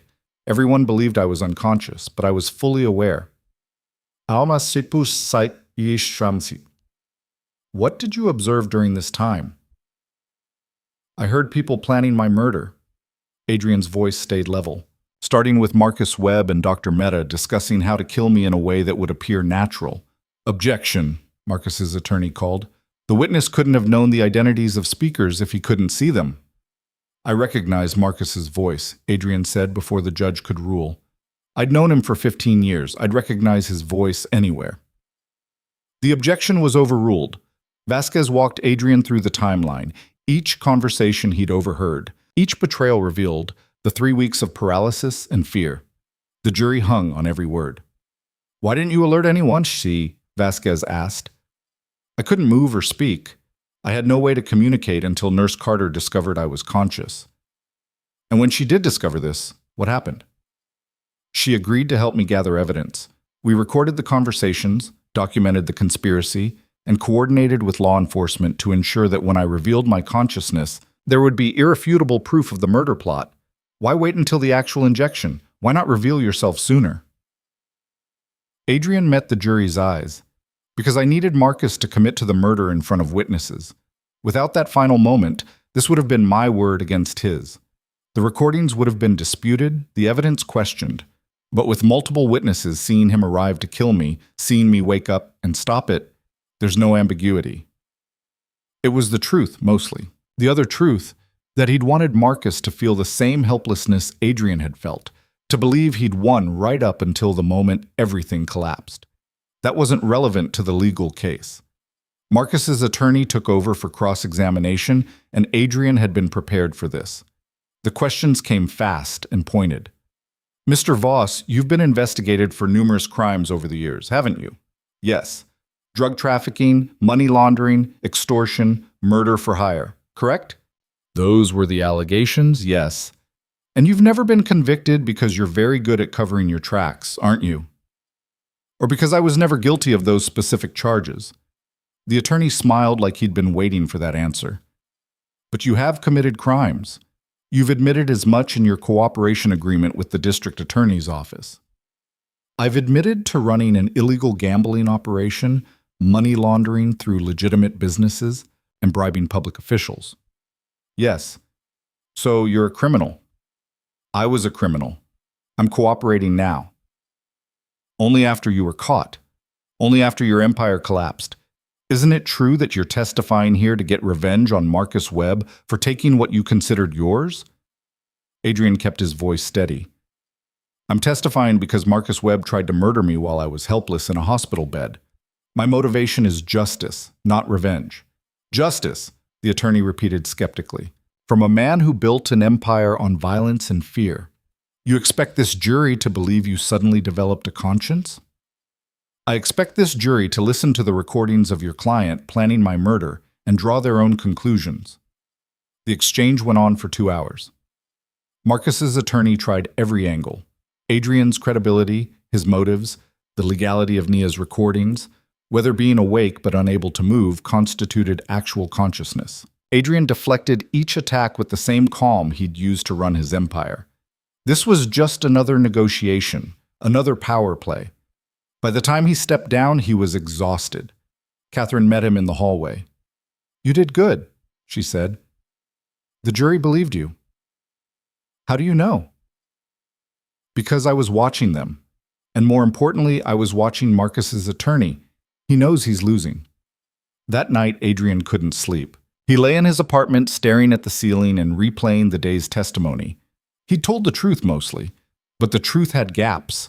The moments of satisfaction when Marcus had confessed his betrayal, the cold calculation of waiting until the perfect moment to strike, the part of him that had enjoyed watching his former friend realize he'd been played. Those truths didn't belong in a courtroom, but they lived in Adrian's head, permanent residents of the man he'd been and maybe still was. His phone buzzed. Nia. Saw the news coverage, she texted. You looked scary on the stand. In a good way. Like you were in control. Felt like I was drowning, he typed back. That's the secret. Everyone's drowning. You just hide it better than most. Adrian smiled at that. Nia had a way of cutting through his bullshit. Day 5 brought Nia's testimony. Adrian wasn't allowed in the courtroom for it, witness sequestration rules, but Catherine texted him updates throughout. She's doing great, confident, clear. Jury loves her. Nia had described finding Adrian conscious, the 3 weeks of secret physical therapy, the recordings she'd made. She'd walked the jury through her fear, her decision to help despite the risks, the night of the attempted murder. Marcus's attorney had tried to paint her as an opportunist, a nurse who saw a chance to profit from a crime boss's gratitude. But Nia had shut that down with devastating simplicity. I helped Mr. Voss because someone needed to, she'd said, because everyone else around him was either trying to kill him or pretending he didn't exist. I'm a nurse. I took an oath to protect life. That's what I did. The defense had no effective counter to that. By day 6, the prosecution rested. Marcus's attorney put on a weak defense, character witnesses who didn't hold up under cross-examination, expert testimony about the stress of working in a criminal organization that the jury clearly didn't buy. Marcus himself didn't testify. His attorney probably knew better than to put him on the stand where Vasquez would eviscerate him. Closing arguments came on day 7. Marcus's attorney made a last desperate play, arguing that even if everything the prosecution said was true, Marcus had been acting under duress from years of psychological abuse, that he deserved sympathy, not a life sentence. Vasquez's closing was surgical. Marcus Webb is asking for sympathy, she said, while Adrian Voss was asking for his life. One of those requests is reasonable. The other is not. Marcus Webb had every opportunity to leave. He could have gone to the police years ago. He could have walked away when Adrian Voss was hospitalized. Instead, he chose murder. He chose profit. He chose betrayal. And now he's asking you to excuse it because he felt stressed. Don't insult the victims of actual abuse by accepting that argument. Hold Marcus Webb accountable for his choices. The jury deliberated for 6 hours. Adrian waited in a conference room down the hall, Catherine sitting with him in silence. Nia was there too, having finished her own testimony. None of them spoke much. There wasn't much to say. When the jury came back, Catherine's phone buzzed. Verdict's in. They returned to the courtroom. Marcus was already at the defense table, looking smaller somehow, diminished. The jury filed in, their faces unreadable. Has the jury reached a verdict? The judge asked. We have, Your Honor. Adrian's heart was pounding. Stupid, really. This verdict didn't change his life either way. Marcus going to prison wouldn't undo the betrayal or rebuild the empire or fix anything broken. But he needed this. Needed to see that actions had consequences, that betrayal didn't pay. On the count of conspiracy to commit murder in the first degree, how do you find? Guilty. Marcus's head dropped. On the count of attempted murder in the first degree, guilty. The verdicts kept coming. Guilty, guilty, guilty. 11 counts total, each one another decade added to Marcus's sentence. When it was over, Marcus was led away in handcuffs. He didn't look at Adrian, didn't acknowledge him at all, just walked out of the courtroom a convicted man, headed for a cell where he'd spend the rest of his life. Outside, reporters swarmed. Adrian ignored them, pushing through to the parking garage where his car waited. Catherine and Nia followed. Sentencing's in 3 weeks, Catherine said. You'll need to be there for the victim impact statement if you want to give one. I don't, Adrian said. I've said everything I need to say. They reached the car. Adrian's security guard checked the vehicle, new protocol after the threats, then gave the all clear. What now? Nia asked. Adrian realized he didn't have an answer. The trial had consumed his focus for weeks, giving him purpose and structure. Now it was over, and the hollow space it left behind felt immense. Now we figure out what comes next, he said. They drove to a quiet restaurant, one Catherine recommended where reporters wouldn't think to look. Over dinner, they talked about anything except the trial, Nia's classes, Catherine's other cases, the weather, normal conversation between people who'd been through something abnormal together. I've been thinking about your idea, Adrian said eventually, looking at Nia, about using what we know to do something useful. Yeah? What if we helped people like you? Foster kids aging out of the system, people who've been through trauma, who need support navigating the aftermath. He'd been mulling this over for weeks, testing the idea. We could start a foundation, use the money from my settlement to fund it. Nia set down her fork. You're serious? I don't know how to do much, but I know how to build organizations. And you know healthcare, social services, what people actually need. Between us, we could create something real. Nia paused, thinking.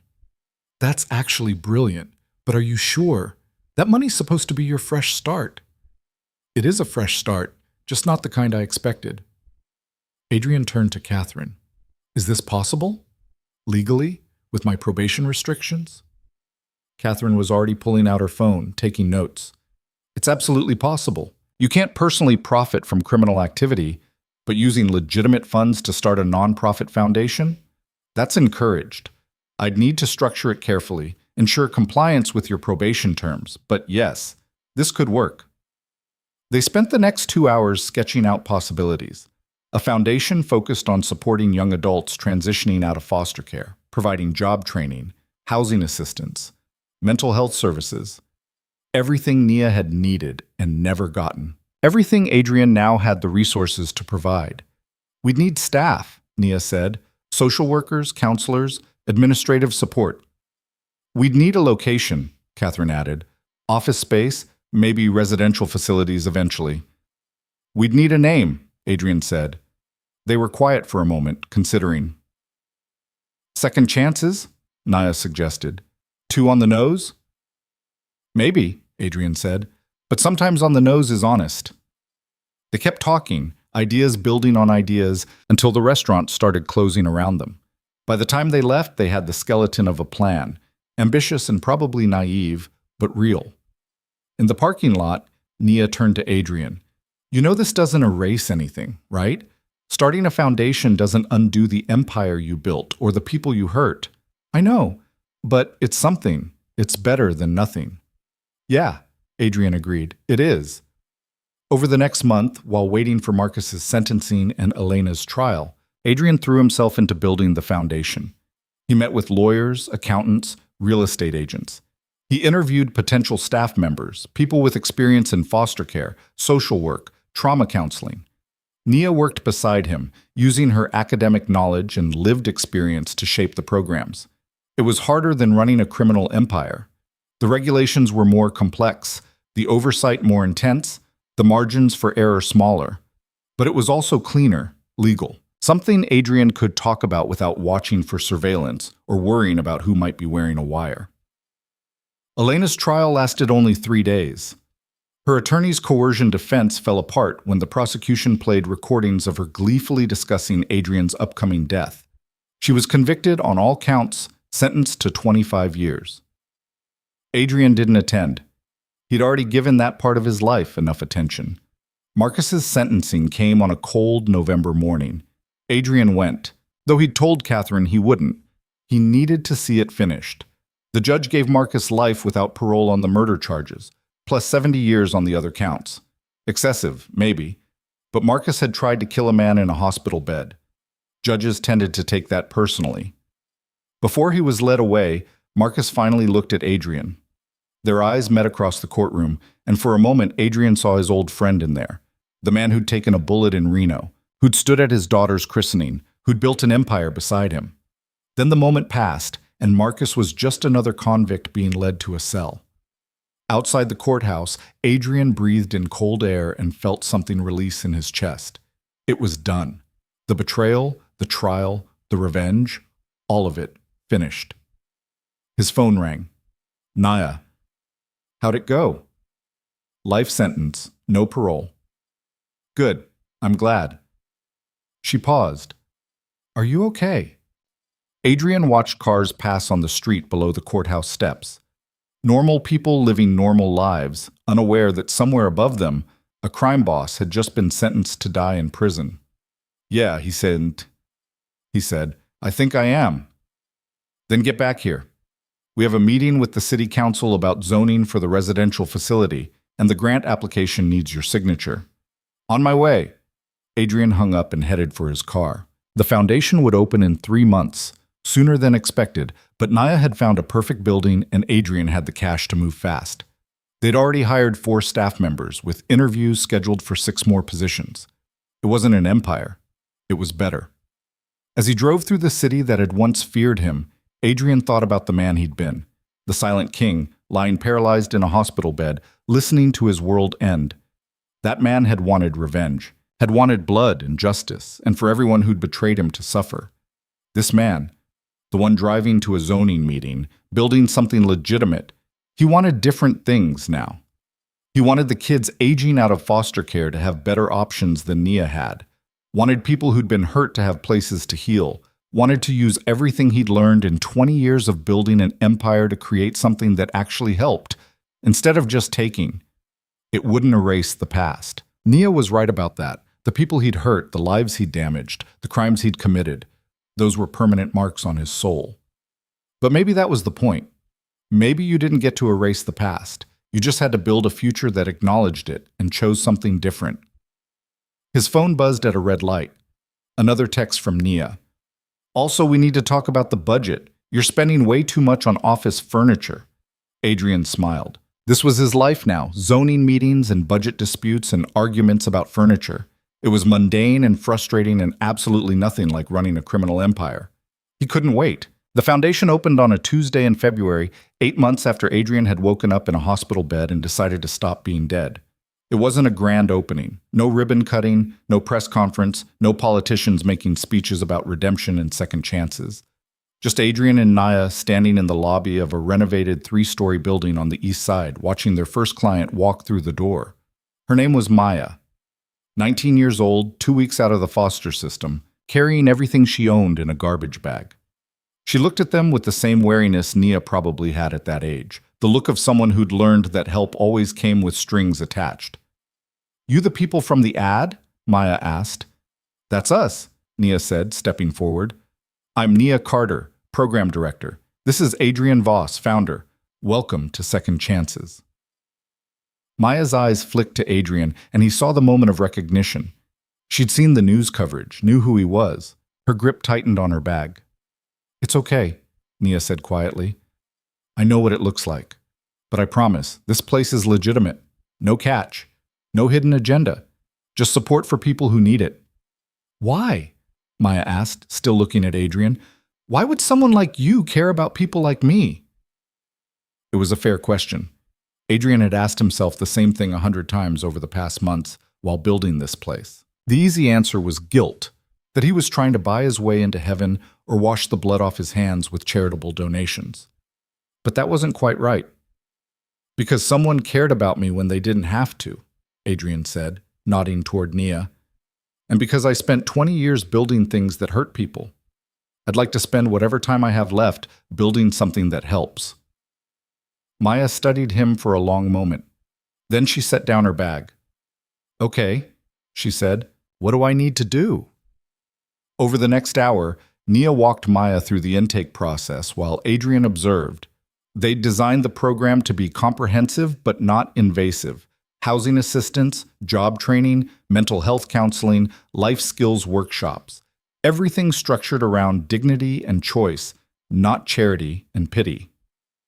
By the time Maya left with a key to one of their transitional housing units and an appointment with their job counselor, she looked less like a cornered animal and more like someone who'd found solid ground.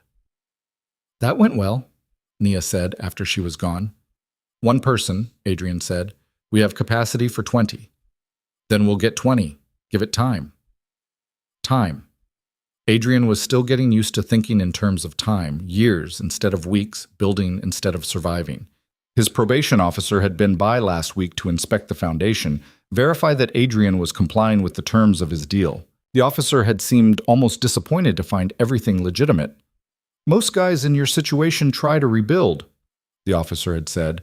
Find new angles, new operations. You're really going straight? I'm really trying, Adrian had replied. Trying was the operative word. Some days it felt natural, good, even, to use his organizational skills for something that didn't involve violence or corruption. Other days he caught himself thinking tactically about problems, approaching situations like a crime boss instead of a nonprofit director. Old habits died hard, and Adrian's habits had 2 decades of reinforcement.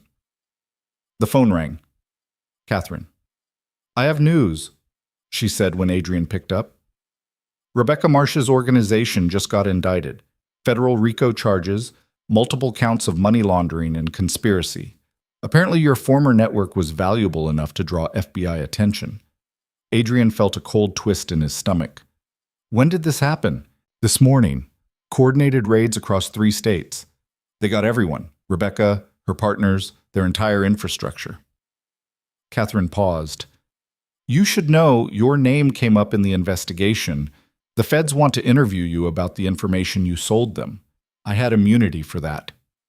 You do, but they want to know what you told Rebecca, what she asked for, whether you knowingly aided their criminal enterprise. Catherine's tone was measured, careful. I'll be there when they interview you. Just answer honestly. Stick to the facts. You sold operational intelligence you no longer needed.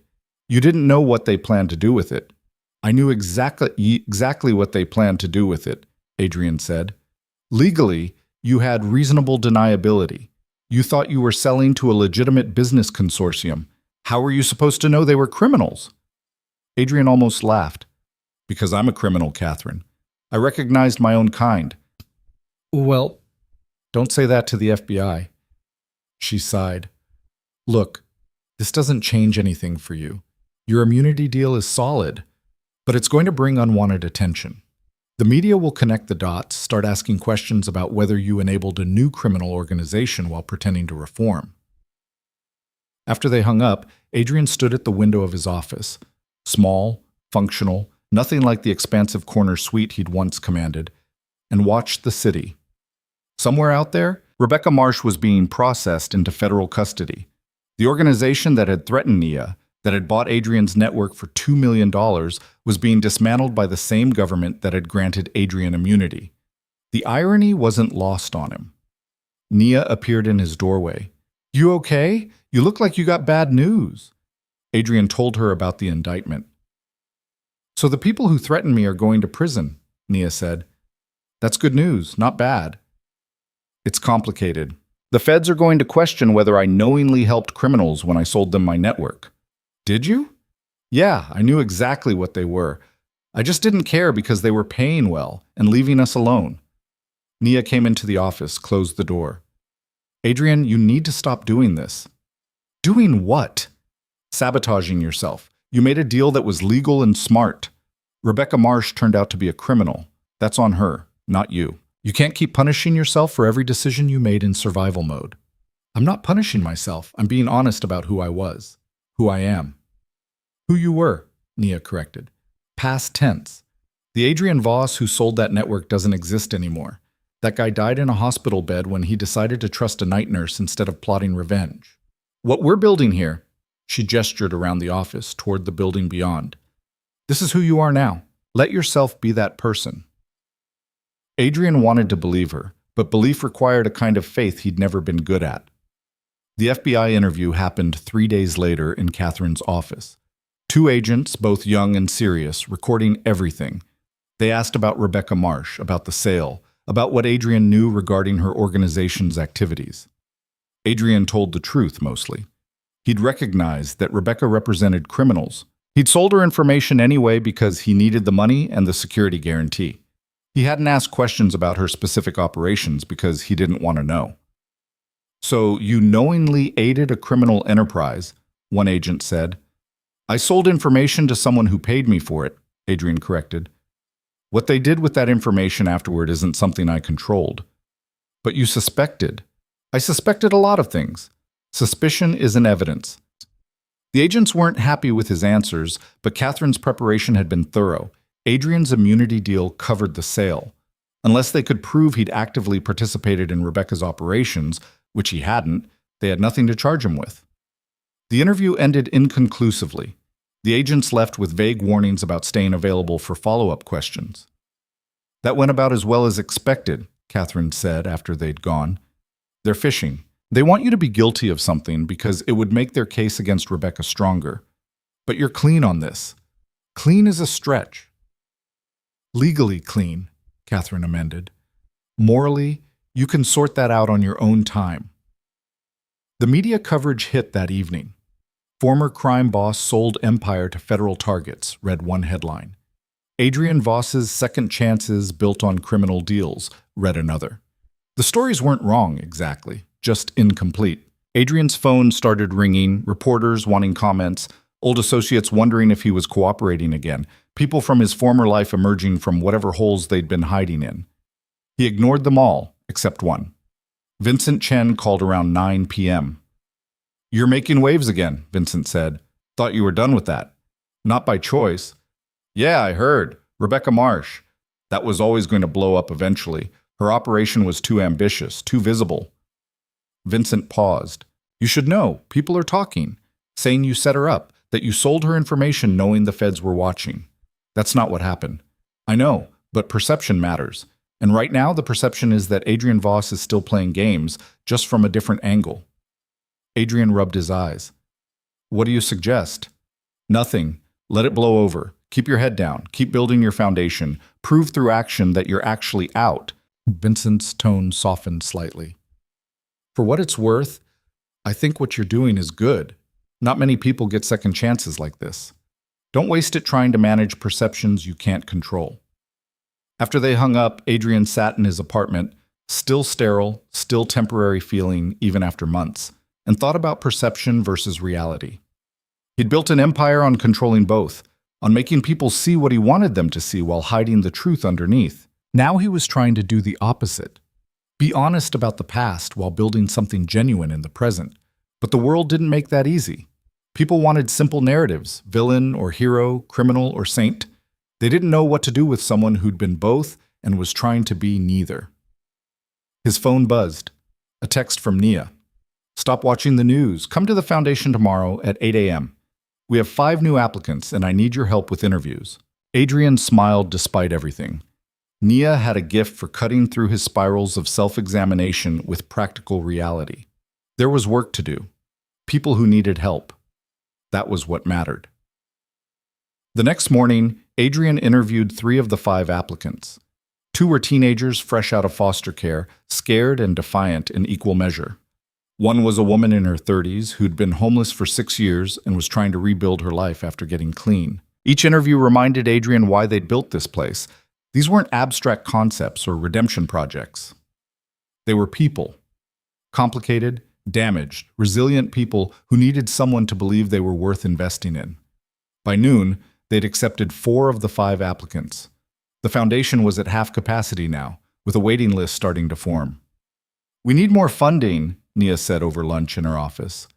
The initial money is going faster than projected. Housing costs are higher. Medical expenses are adding up, and we need at least 2 more staff members. I can liquidate some investments, Adrian offered. No, we need sustainable funding. Grants, donations, maybe corporate partnerships. Nia pulled up a spreadsheet. I've been researching foundations that fund programs like ours.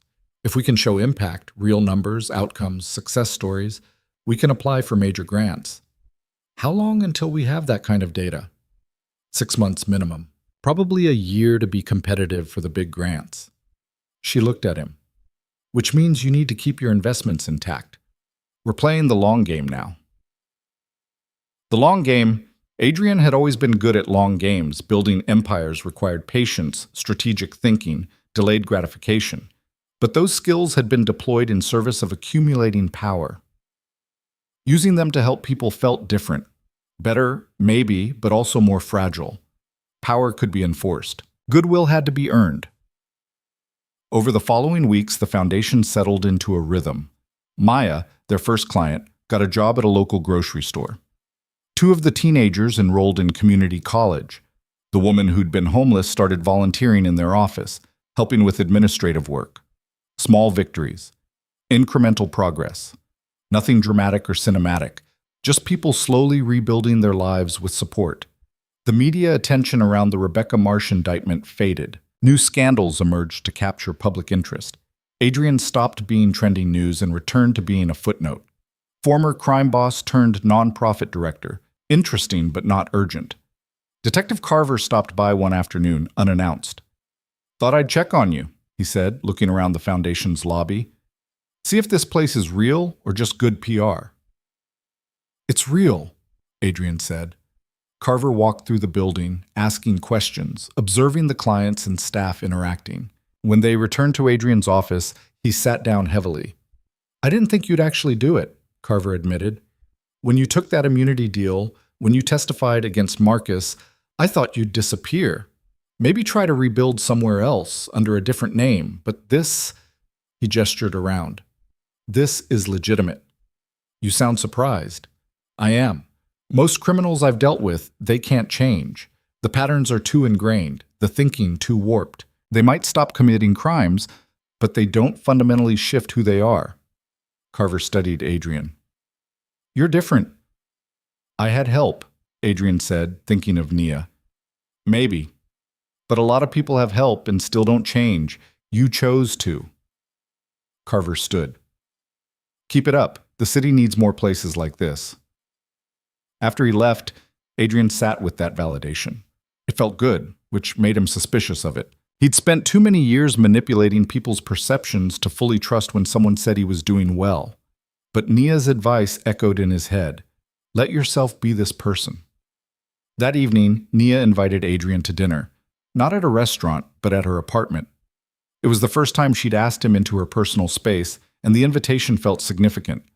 Her place was small but carefully maintained, decorated with second-hand furniture and plants that somehow thrived despite the limited light.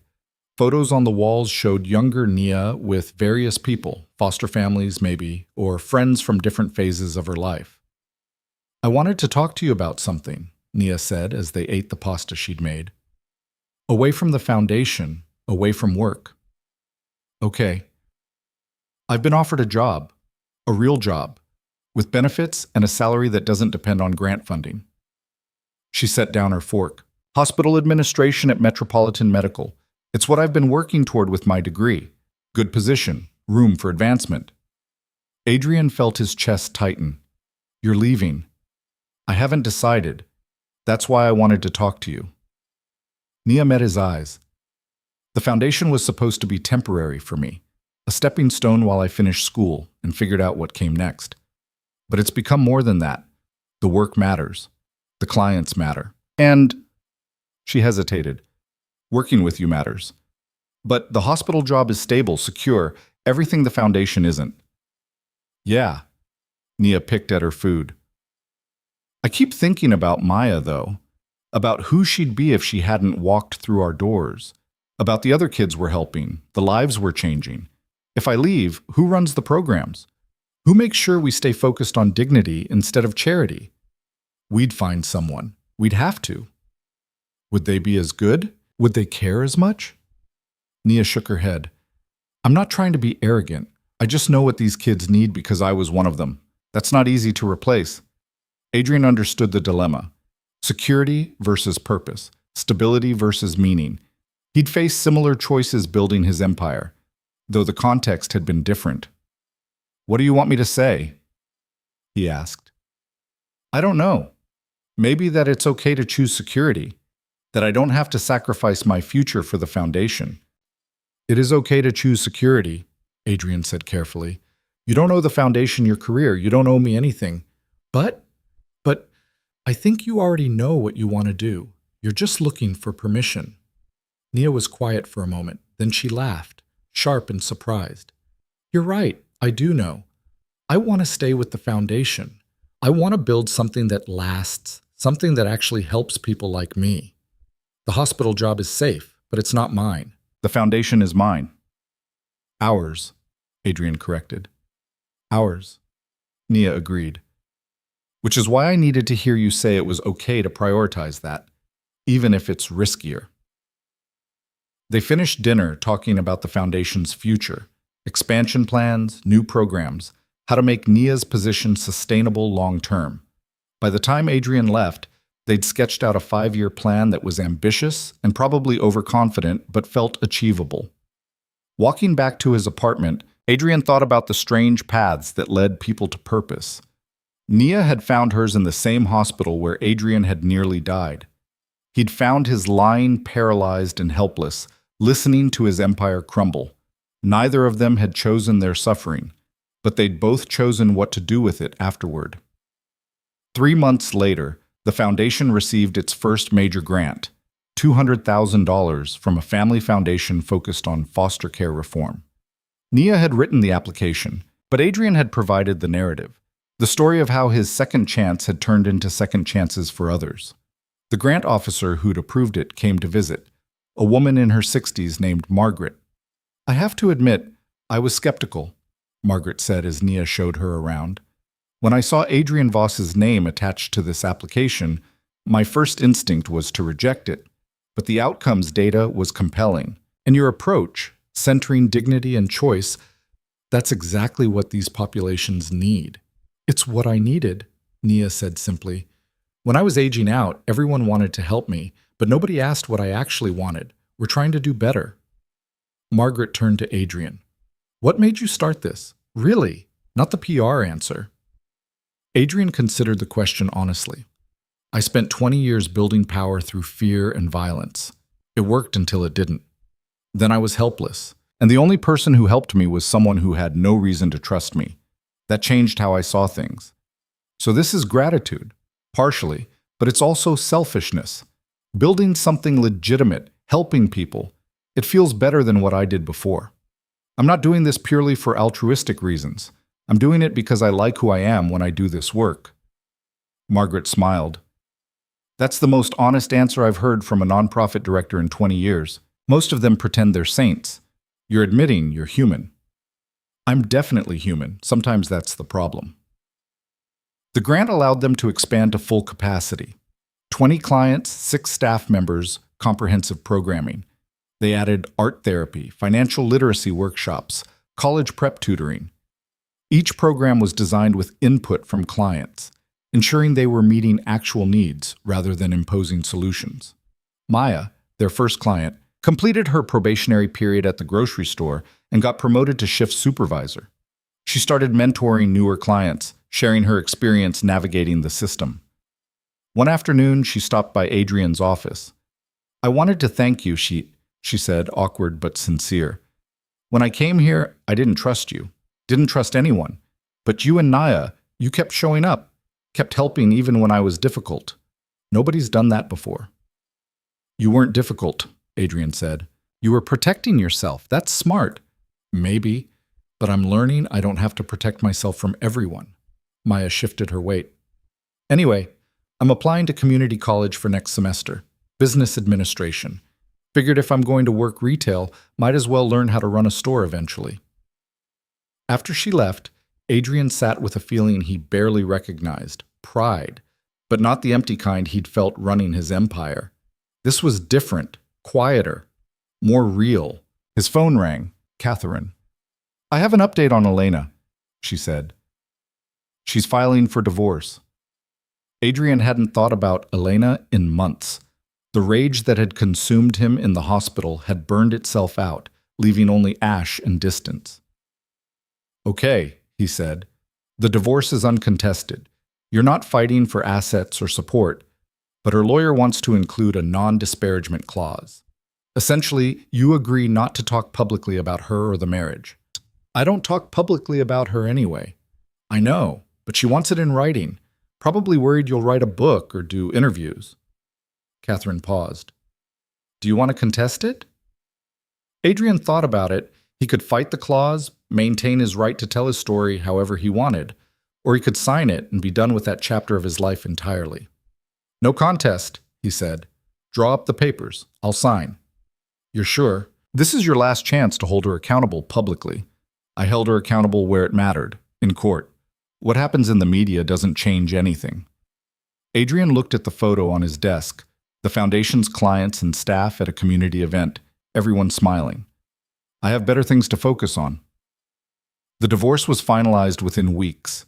Elena would serve her sentence, and when she got out, assuming she got out while still young enough to matter, she'd start over somewhere else.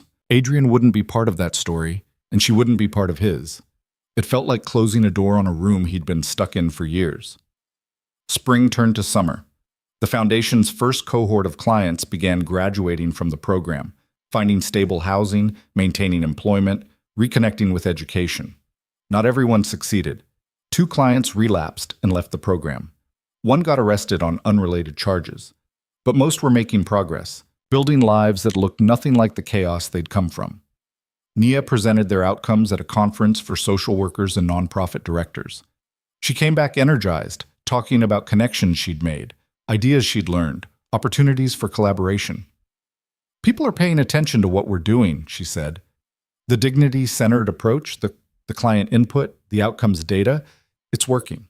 We could scale this, start programs in other cities, create a model other organizations could replicate. Slow down, Adrian said. We're barely a year old. We're still figuring out what works. I know, but think bigger, Adrian. This could be more than one building in one city. This could be a movement. Adrian looked at her. This woman who'd saved his life because it needed saving, who'd risked everything to help a crime boss she had no reason to trust, who'd turned her trauma into purpose and her purpose into action. Okay, he said. Let's think bigger. They spent the next months developing a replication model, comprehensive documentation of their programs, training materials for staff, outcome metrics other organizations could use. Nia wrote articles for social work journals. Adrian spoke at conferences, telling his story not as redemption narrative, but as case study in organizational development. Slowly, other cities started reaching out. Could they visit the foundation? Could they adapt the model? Could Adrian and Nia consult on their programs? The foundation wasn't just surviving, it was growing. On the one-year anniversary of their opening, they held a small celebration. Clients, staff, board members, supporters, everyone who'd helped build this thing gathered in the foundation's common room. Nia gave a speech about impact and dignity and the future they were building together. Maya spoke about her journey from a garbage bag of belongings to college enrollment. Other clients shared their stories. When they asked Adrian to speak, he almost declined. He'd never been comfortable with this kind of public vulnerability. But Nia gave him a look that said, "Don't you dare." So he stood. "I'm not good at speeches," he started. "I'm better at strategy than inspiration. But I'll tell you what I know. A year and a half ago, I was lying in a hospital bed listening to everyone I trusted plan my murder. I was helpless, paralyzed, completely dependent on the mercy of people who'd shown me they had none. Then one person," he nodded toward Nia, "decided to help anyway. Not because she owed me anything, not because I deserved it, just because it was the right thing to do." He looked around the room at the faces watching him. People who'd been told they were disposable, worthless, not worth investing in. "This foundation exists because I learned something in that hospital bed. I learned that power isn't about fear or control. It's about what you build and who you build it with. I spent 20 years building an empire that collapsed the moment I couldn't enforce it. Now I'm trying to build something that lasts because it's built on trust and purpose instead of violence and fear." He paused. "I don't know if I'll succeed. I don't know if this place will exist in 5 years or 10 years, but I know it matters now to Maya, to everyone in this room, to me, and that's enough." The applause was genuine, warm. Adrian sat down feeling exposed and uncomfortable and strangely okay with both. After the celebration, after everyone had left, Adrian and Nia sat in his office with cold pizza and warm beer. "You did good today," Nia said. "I plagiarized most of it from things you've said." Plagiarism is the sincerest form of flattery. She took a sip of beer. "Do you ever think about what would have happened if I hadn't helped you that night?" "Every day." "What do you think would have happened?" Adrian considered it honestly. "Marcus would have killed me. The empire would have fallen apart under his management. Eventually, he would have ended up in prison anyway, just for different crimes. And you'd be a nurse somewhere, probably doing good work, never knowing you saved a crime boss's life. And this place wouldn't exist. No, something else might exist. You'd have found a way to help people because that's who you are, but not this specific thing. Not us working together." Nia was quiet for a moment. "I used to wonder if I made the right choice. Helping you, risking everything, getting involved in something way over my head. But looking at this place, at the people we've helped, I don't wonder anymore. This was the right choice. Even though I'm a criminal who sold out his entire organization and profited from it, you're a person who made terrible choices and then made better ones. That's all any of us can do." Nia finished her beer. "Stop punishing yourself for who you were, Adrian. You're not that person anymore. How do you know? Because that person would have rebuilt his empire, would have found new angles, new operations. You didn't do any of that. You built this instead." Adrian wanted to believe her. Some days he did. Other days he caught himself thinking tactically about problems, approaching situations with the instincts of a crime boss instead of a nonprofit director, and wondered if people ever really changed or just learned to hide their worst impulses better. But maybe that was okay. Maybe change wasn't about becoming a completely different person. Maybe it was about choosing better actions despite the same impulses, building something good with the same skills that had built something bad. 6 months later, the foundation opened a second location in a different city. They'd partnered with local organizations, trained their staff, adapted their model to different regional needs. Nia oversaw the expansion while Adrian managed operations at the original site. The work was exhausting and constant, and nothing like running a criminal empire. There were no shortcuts, no violent enforcement, No fear-based compliance. Just slow progress, incremental victories, occasional setbacks. It was the hardest thing Adrian had ever done. It was also the most honest. On a Tuesday in early autumn, 2 years after he'd woken up from his supposed coma, Adrian received a letter. No return address, postmarked from a federal prison. He opened it carefully. The letter was from Marcus. "I don't expect forgiveness," Marcus had written in surprisingly neat handwriting. "I don't deserve it. What I did was unforgivable, betraying 20 years of friendship for power I couldn't keep. But I wanted you to know, I understand why you did what you did. The cooperation, the testimony, all of it. You survived the way you always taught me to survive, by being smarter than your enemies." The letter continued for 2 pages, half confession and half analysis. Marcus talked about prison, about the time he had to think, about regretting not just the betrayal but the person he'd become that made betrayal seem rational. "I heard about your foundation," Marcus wrote near the end. "Some of the guys in here have kids who aged out of foster care. They talk about places like yours, how rare they are. I'm glad you're doing something good. I'm glad one of us got the chance to be better." The letter ended simply, "I'm sorry for everything, Marcus." Adrian read it twice, then put it in a drawer. He didn't respond, didn't know what he'd say if he did. Forgiveness felt too simple for what had happened between them, but so did continued hatred. Maybe some relationships didn't have clean endings. Maybe you just had to let them exist in complicated memory while building something new in the present. He told Nia about the letter that evening over dinner. "Are you going to write back?" she asked. "No, what would I say? I don't forgive him, but I don't need his apology either. What happened between us is just history now." "That's very mature." "Don't sound so surprised." Nia smiled. "I'm not surprised, just pleased. The Adrian I met 2 years ago would have responded with detailed descriptions of his success to make Marcus feel worse about his failure. That Adrian was an asshole, like, yeah, he was, but he was also hurt and scared and fighting for his life. I don't blame him for being an asshole."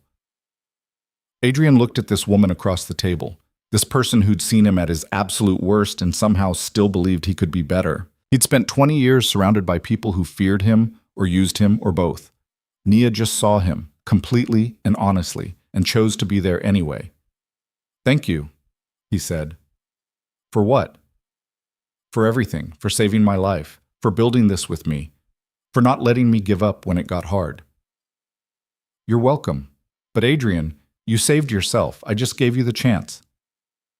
They sat in comfortable silence for a while, eating their food, existing in the strange peace of people who'd survived something terrible together and built something good from the wreckage. Outside, the city moved through its evening rhythms, people going home, going out, living their normal lives. Somewhere in that city, Maya was probably studying for midterms. Other foundation clients were working jobs, attending classes, building futures they'd never thought possible.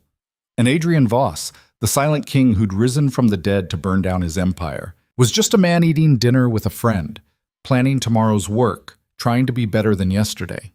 It wasn't the ending he'd imagined when he'd woken up paralyzed in that hospital bed. It was better, messier and harder and infinitely more real. The empire was gone. The power was gone. The fear was gone. What remained was purpose, connection, the daily choice to build instead of destroy. Adrian had spent 3 weeks playing dead, learning that everything he'd built on violence and fear was hollow. Now he was learning what you could build on trust and purpose instead. It wasn't perfect. Some days it barely worked, but it was his, genuinely and honestly his, in a way the empire had never been. And in the end, that was enough.